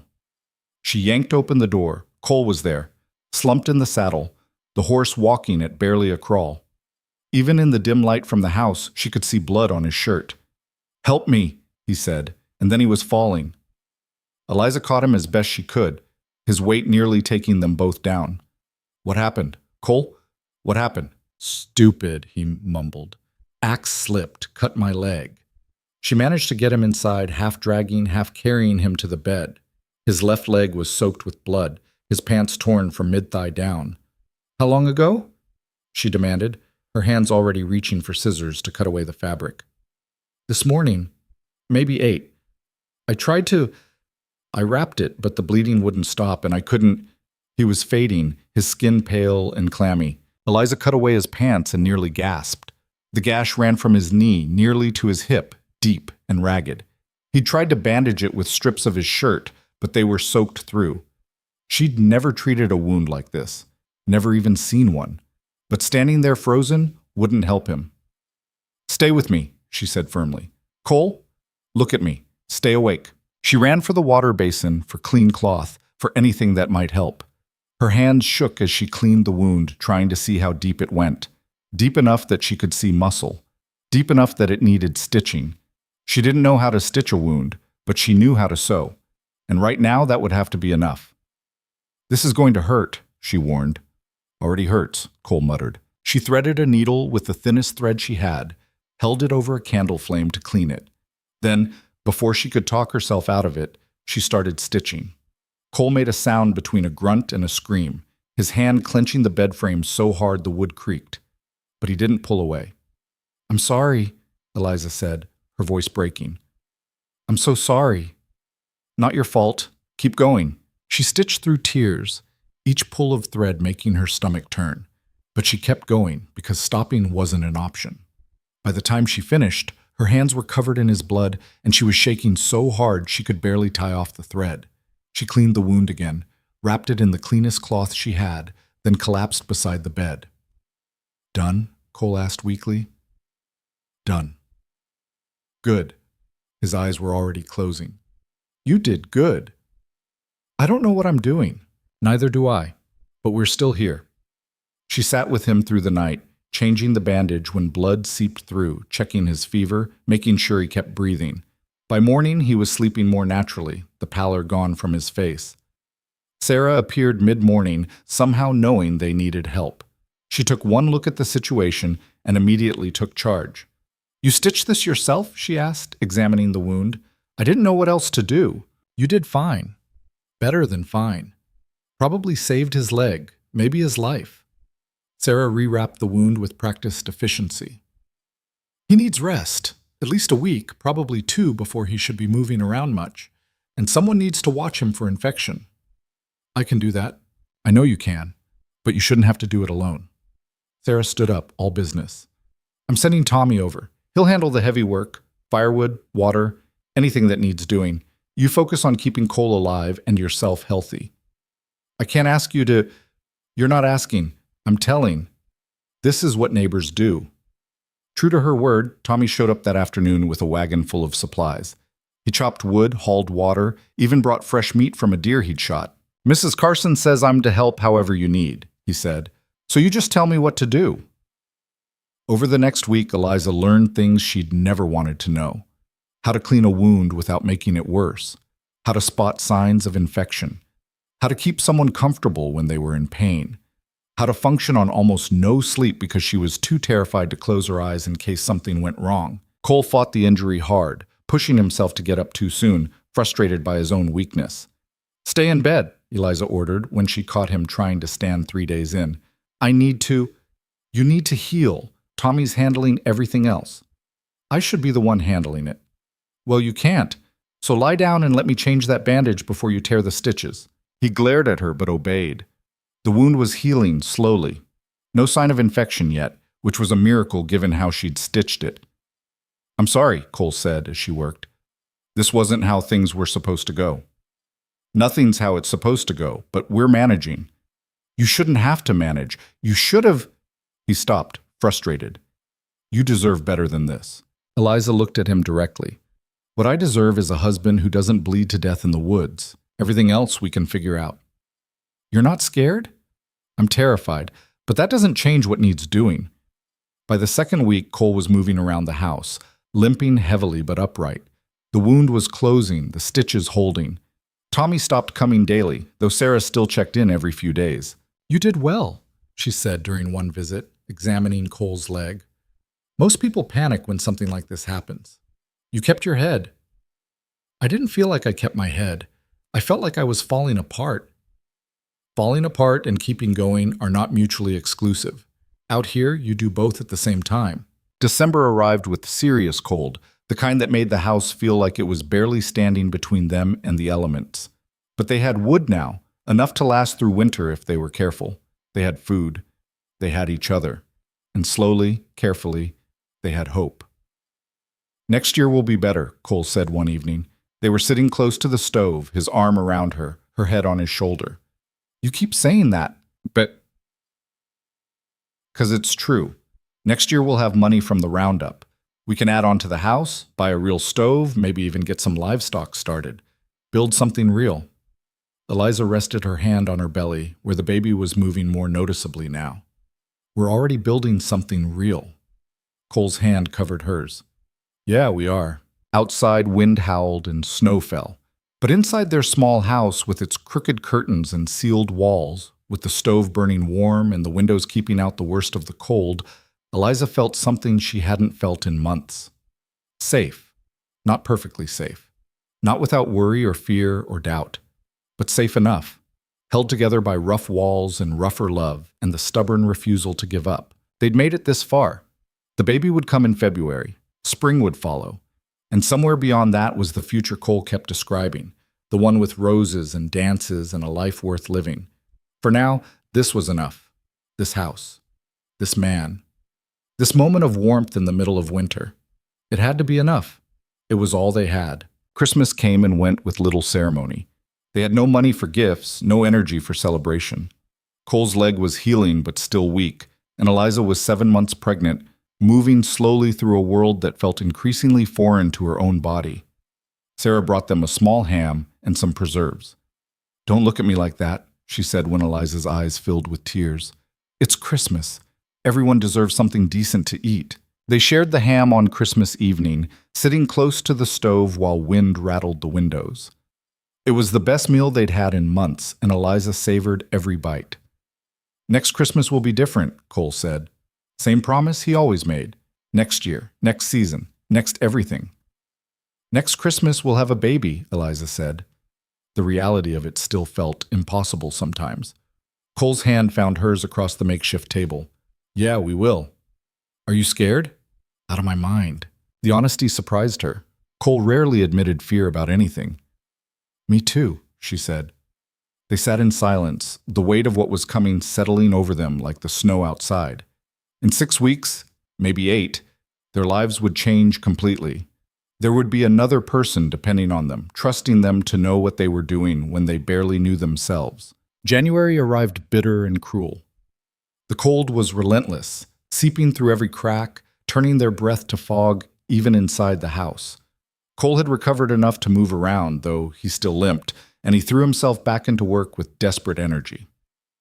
I need to make money, he said one morning, pulling on every layer he owned. Real money, before the baby comes. Doing what? Nobody's hiring in winter. Carson needs someone to break horses. Said he'd pay $2 a horse if I can handle them. Your leg isn't healed. It's healed enough. Cole, we're running out of everything, Eliza. Food, firewood, money. I have to do something. She wanted to argue, but he was right. Their supplies were dwindling faster than they could replace them, and the baby was coming whether they were ready or not. "Be careful," she said finally. "Always am." That was a lie, and they both knew it, but she let him go anyway because what choice did she have? Cole came home that first evening bruised and exhausted, his leg clearly bothering him, though he wouldn't admit it, but he had $4 in his pocket and a promise of more work. "How many horses did you break?" Eliza asked. "2, barely. Third one threw me, and I decided to quit while I could still walk." "You got thrown." "Just once. I'm fine." He wasn't fine. She could see him favoring his left side, could see the pain he was trying to hide. But they needed the money, so she bandaged his new bruises and didn't say what she was thinking. He worked for Carson for 2 weeks, coming home each night more beaten up than the last. Eliza watched him transform from cautiously optimistic to grimly determined to something that scared her. A man pushing himself past what was safe or sane because he didn't know what else to do. "This has to stop," she said, after he came home one night, barely able to stand. "Just a few more days. You're going to get yourself killed. I'm trying to keep us alive." "Not if you're dead, you're not." Cole dropped heavily onto the bed, his whole body radiating exhaustion. "What do you want me to do, Eliza? We have maybe 3 weeks of food left, less if I eat normal portions. The baby's coming and we have nothing ready. No proper clothes, no cradle, barely enough blankets. I have to work." "Not like this. Not when every day you come home worse than the day before." "Then tell me what else to do, because I'm out of ideas." She didn't have an answer. That was the worst part. She knew he was right, knew they were desperate, but watching him destroy himself felt like watching them both fall into something they couldn't climb out of. The next morning, Cole didn't get up. He tried. She heard him trying, but his body wouldn't cooperate. His leg had swollen overnight, twice its normal size, angry red streaks running up from the old wound. "Don't say it," he muttered when he saw her face. "Infection." "It's fine." "It's not fine." "Cole, look at it." He looked. Even he couldn't deny what he was seeing. "I'll rest today. Tomorrow you'll stay in bed. I'm getting Sarah. We can handle this ourselves." "Like we handled it last time? When you nearly bled to death before admitting you needed help?" Eliza was already pulling on her coat. "I'm getting Sarah. Stay in bed and try not to die before I get back." The ride to the Carson Ranch was the longest 3 miles of her life. She wasn't used to riding alone, especially not pregnant and in weather cold enough to burn her lungs with every breath. But she pushed the horse as fast as she dared because the alternative was watching Cole die slowly in their bed. Sarah took one look at her face and started packing supplies without asking questions. They rode back together, Sarah's presence somehow making everything feel less impossible. The infection was bad. Sarah confirmed what Eliza had feared. The old wound had reopened under the strain of Cole's work, and now it was angry and dangerous. "Stupid man," Sarah said, though her hands were gentle as she cleaned the wound. "Working himself half to death when he should have been resting." "We needed the money," Cole said through gritted teeth. "You need to be alive more than you need money." She left them with instructions and medicine, a foul-smelling poultice that made their whole house reek but seemed to help. Over the next week, Eliza nursed Cole through fever and delirium, barely sleeping herself, terrified that she'd lose him. On the 3rd night, his fever broke. He woke clear-headed for the first time in days, looking around the dim room like he wasn't quite sure where he was. "Hey," Eliza said softly. She was sitting beside the bed, had been sitting there for hours. "Hey." His voice was rough. "How long have I been out?" 3 days, give or take." 3. He tried to sit up, and she pushed him back down. "Don't. You're still weak." "The horses. Carson's horses. I was supposed to. James knows you're sick. Tommy's handling the horses." Cole closed his eyes. "We needed that money. We need you more." "Do you?" He opened his eyes, looked at her directly. "Sometimes I wonder if you'd be better off without me. At least then you could go back east, live with family, have help when the baby comes." Eliza felt something crack in her chest. "You think I want to leave?" "I think I've given you nothing but hardship since we met. You could have had a real life. Instead, you're stuck in the middle of nowhere with a husband who can't even provide for you properly." "Stop." "It's true. It's not." She grabbed his hand, held it tight. "You gave me a choice, Cole. That night in the desert, when I told you I was pregnant, you could have run. You could have said it wasn't your problem and disappeared, but you didn't. You chose me, and every day since then I've chosen you back. Even when it's been this hard, especially when it's been this hard, because that's what choosing someone means. It's not just the good days, it's the days when everything falls apart and you stay anyway. Cole pulled her down to him, held her as well as he could in his weakened state. I'm sorry for getting sick, for not being stronger. You're strong enough. We're both strong enough. We just have to keep going. But keeping going got harder before it got easier. Cole's recovery was slow, and by the time he could walk without pain, Eliza was 8.5 months pregnant and could barely walk at all. Her back ached constantly, her feet swelled, and the baby seemed to be sitting directly on every nerve she had. I hate this, she said one afternoon, trying and failing to find a comfortable position. I hate being this helpless. You're not helpless. You're growing a person. That's not helpless. I can't do anything, can't cook properly, can't clean, can't even put on my own boots. Cole knelt in front of her, slowly because his legs still bothered him, and started working her boots on for her. You don't need to do everything. That's what I'm here for. You're supposed to be building our future, not playing nursemaid. Our future includes you and that baby. Everything else can wait. She wanted to argue, but she was too tired, too uncomfortable, too scared about what was coming. Sally Brennan, the midwife, came to visit in late January. She was older than Sarah, maybe 60, with weathered hands and sharp eyes that saw everything. You're carrying well, she said after examining Eliza. Baby's in a good position. Should be a straightforward birth. Should be? Nothing's guaranteed, but I've seen worse setups than this. Sally looked around the small house. You got clean water, plenty of cloth, somewhere for the baby to sleep? Cole had built a cradle from scrap wood, rough and simple, but sturdy. They had cloth torn from old sheets, water from the river, boiled carefully. We've got what we need, Cole said. Sally nodded. Good. When the time comes, send for me. I'm about 15 miles northwest. Your husband knows the way. And Mrs. Bennett, try to relax. Babies come whether you're ready or not. Might as well not worry yourself sick over it. Easy for her to say. She wasn't the one who had to actually give birth. The baby came on February 8th, 2 weeks earlier than Eliza had calculated. She woke before dawn with pain radiating across her belly, different from the practice contractions she'd been having for weeks. Cole? She shook his shoulder. I think it's time. He was awake instantly. You sure?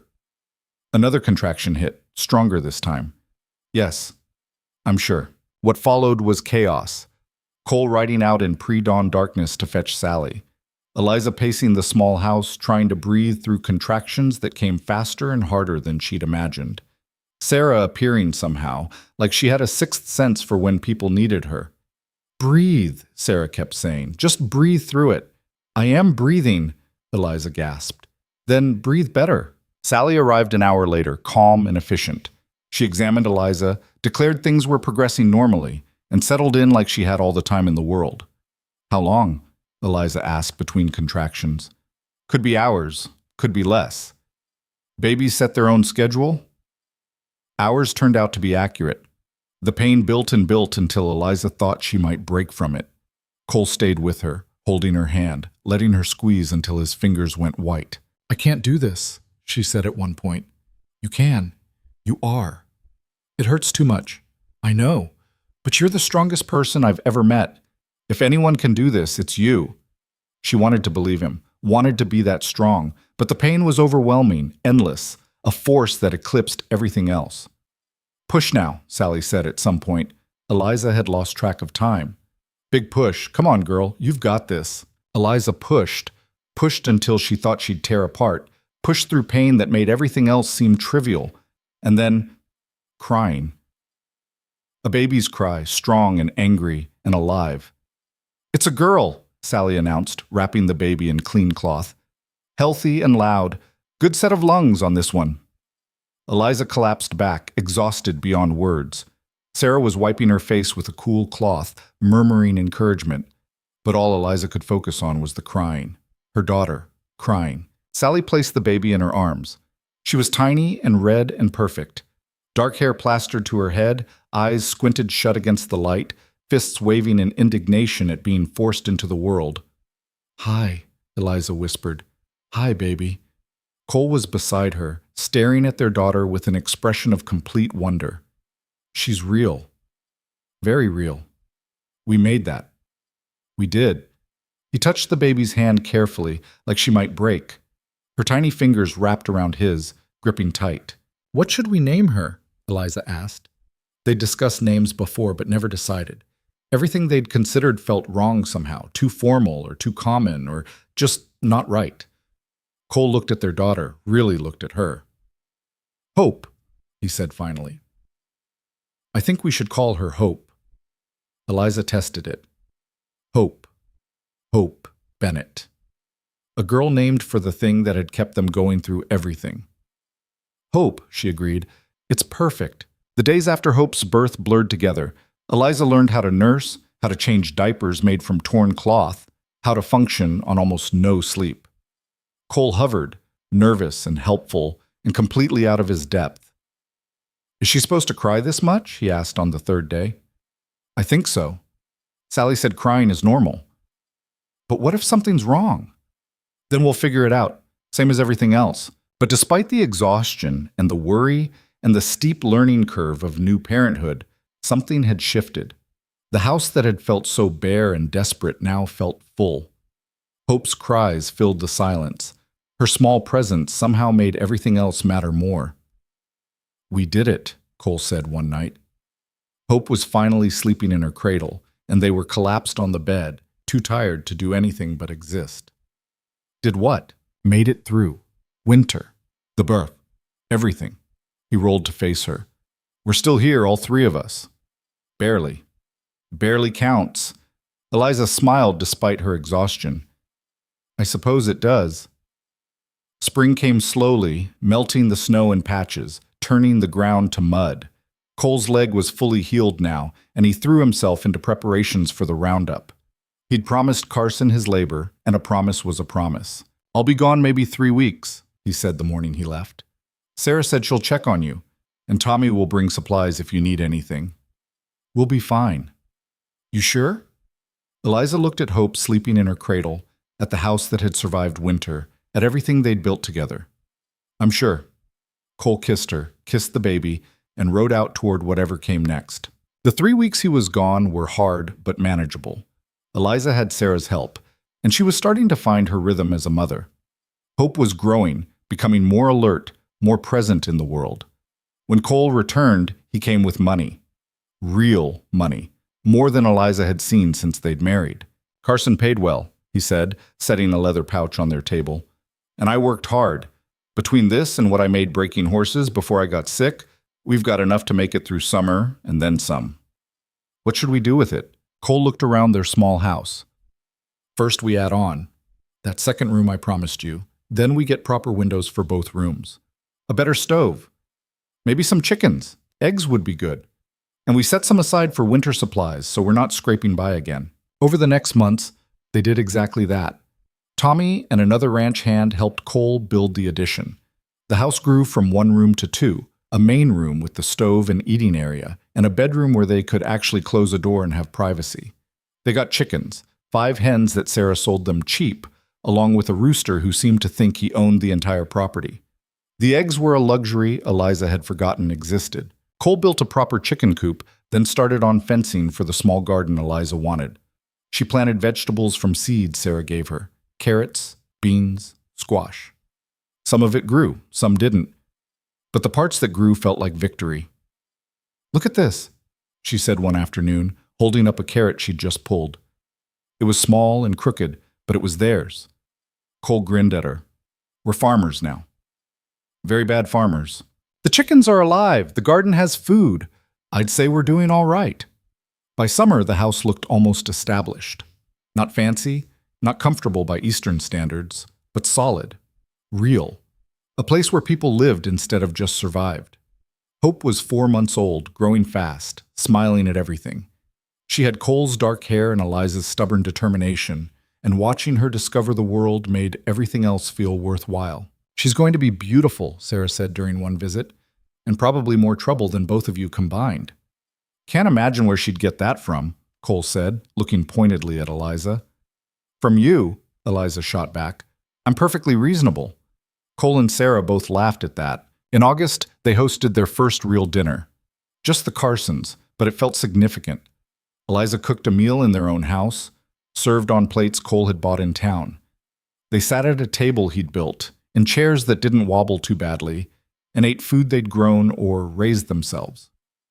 You've done well here, James Carson said, looking around. When I first saw this place, I wasn't sure you'd make it, but you've proved me wrong. We had help, Cole said. A lot of help. Wouldn't have made it without you and Sarah. That's what neighbors are for.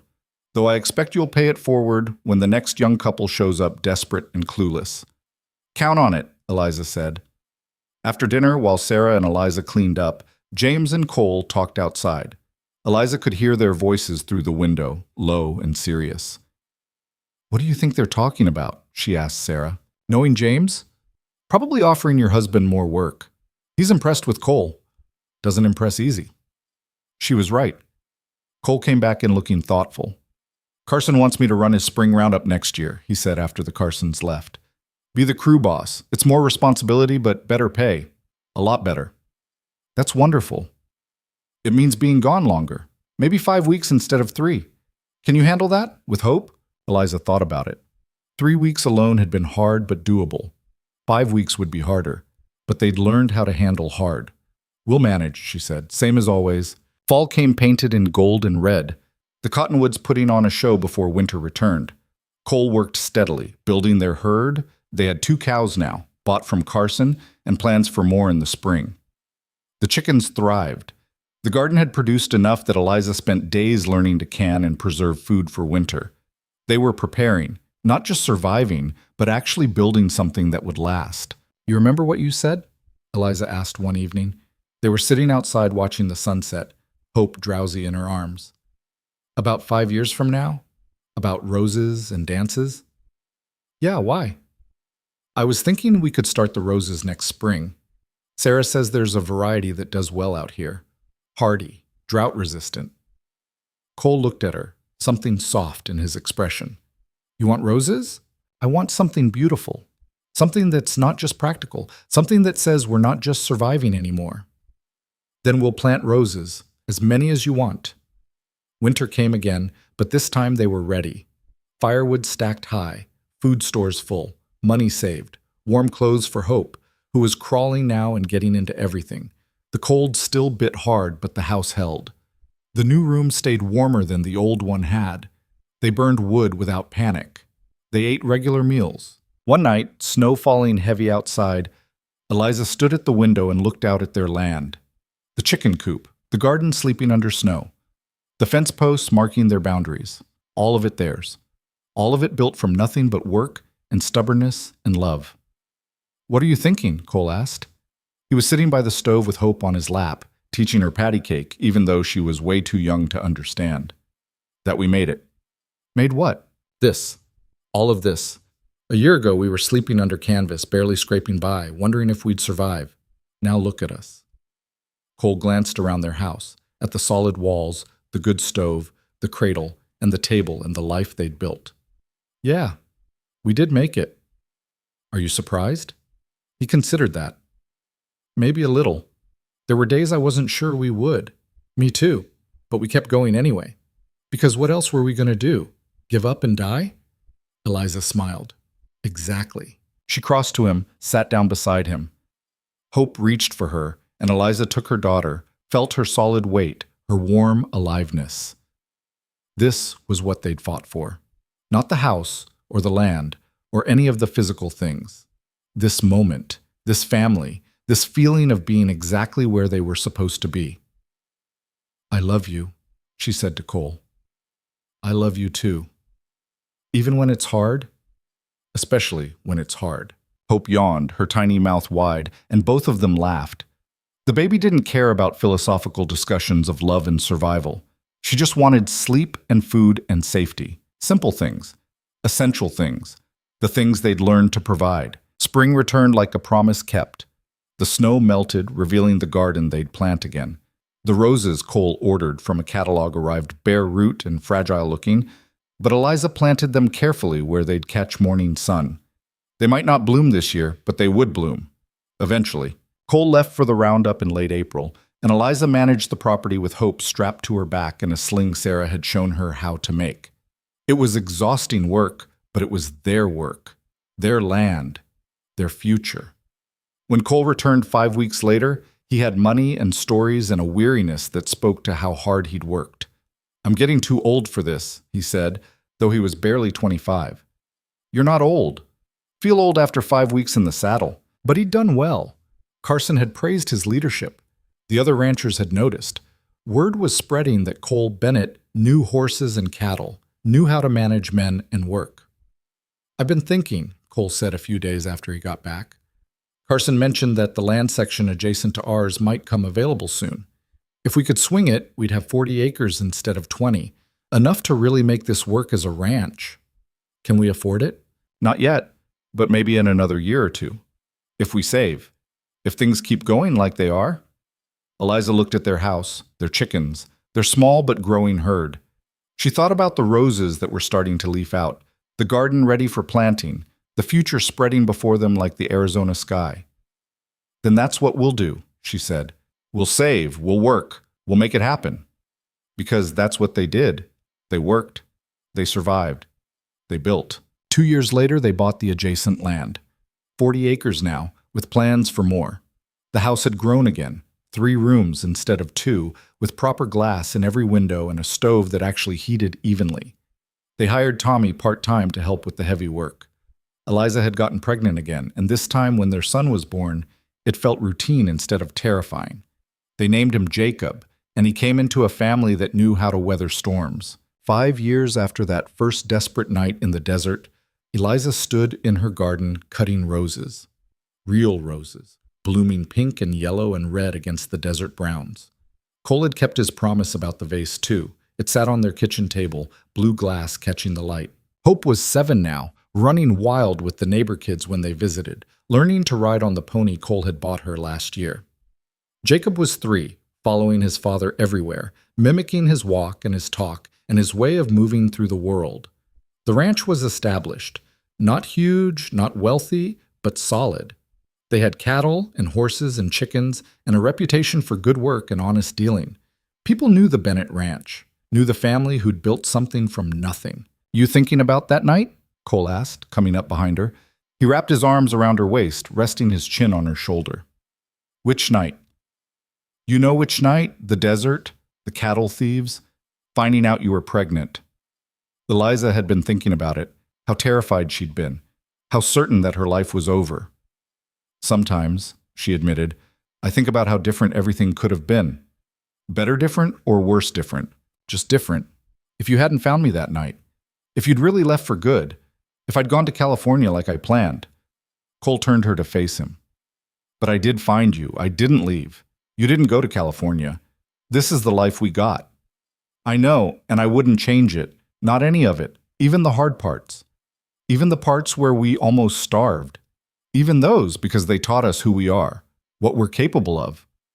Cole kissed her forehead. "You always were smarter than me. Not smarter. Just better at putting it into words."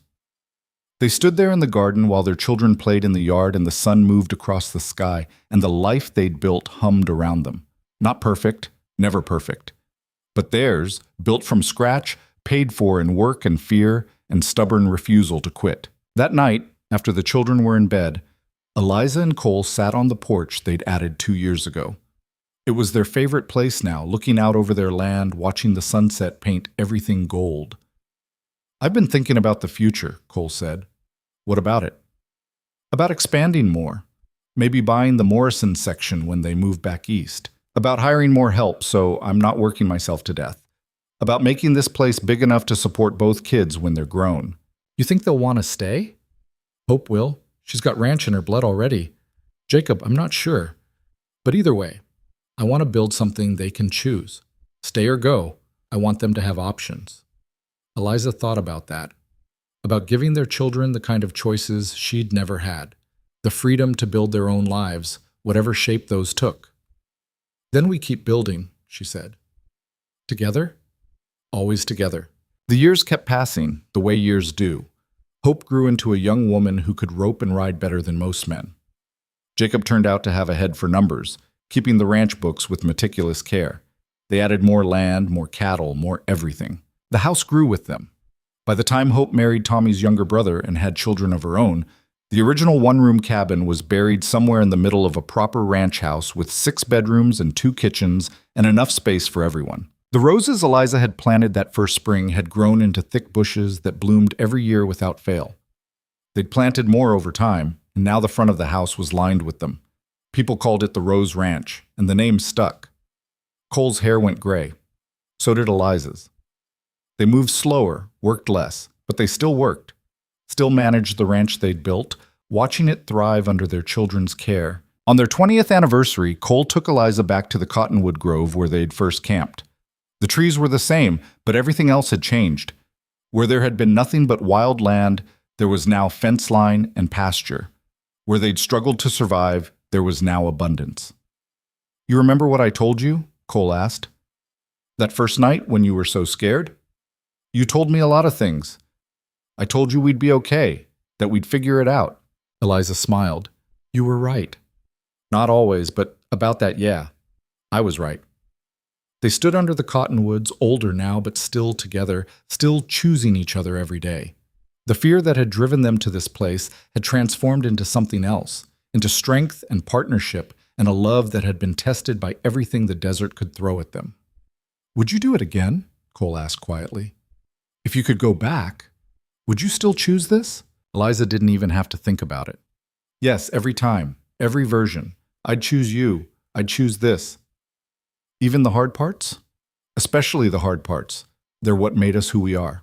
That was the truth they'd learned through all those years of struggle and survival and building something from nothing. The hard parts weren't obstacles to overcome and forget. They were the foundation everything else was built on.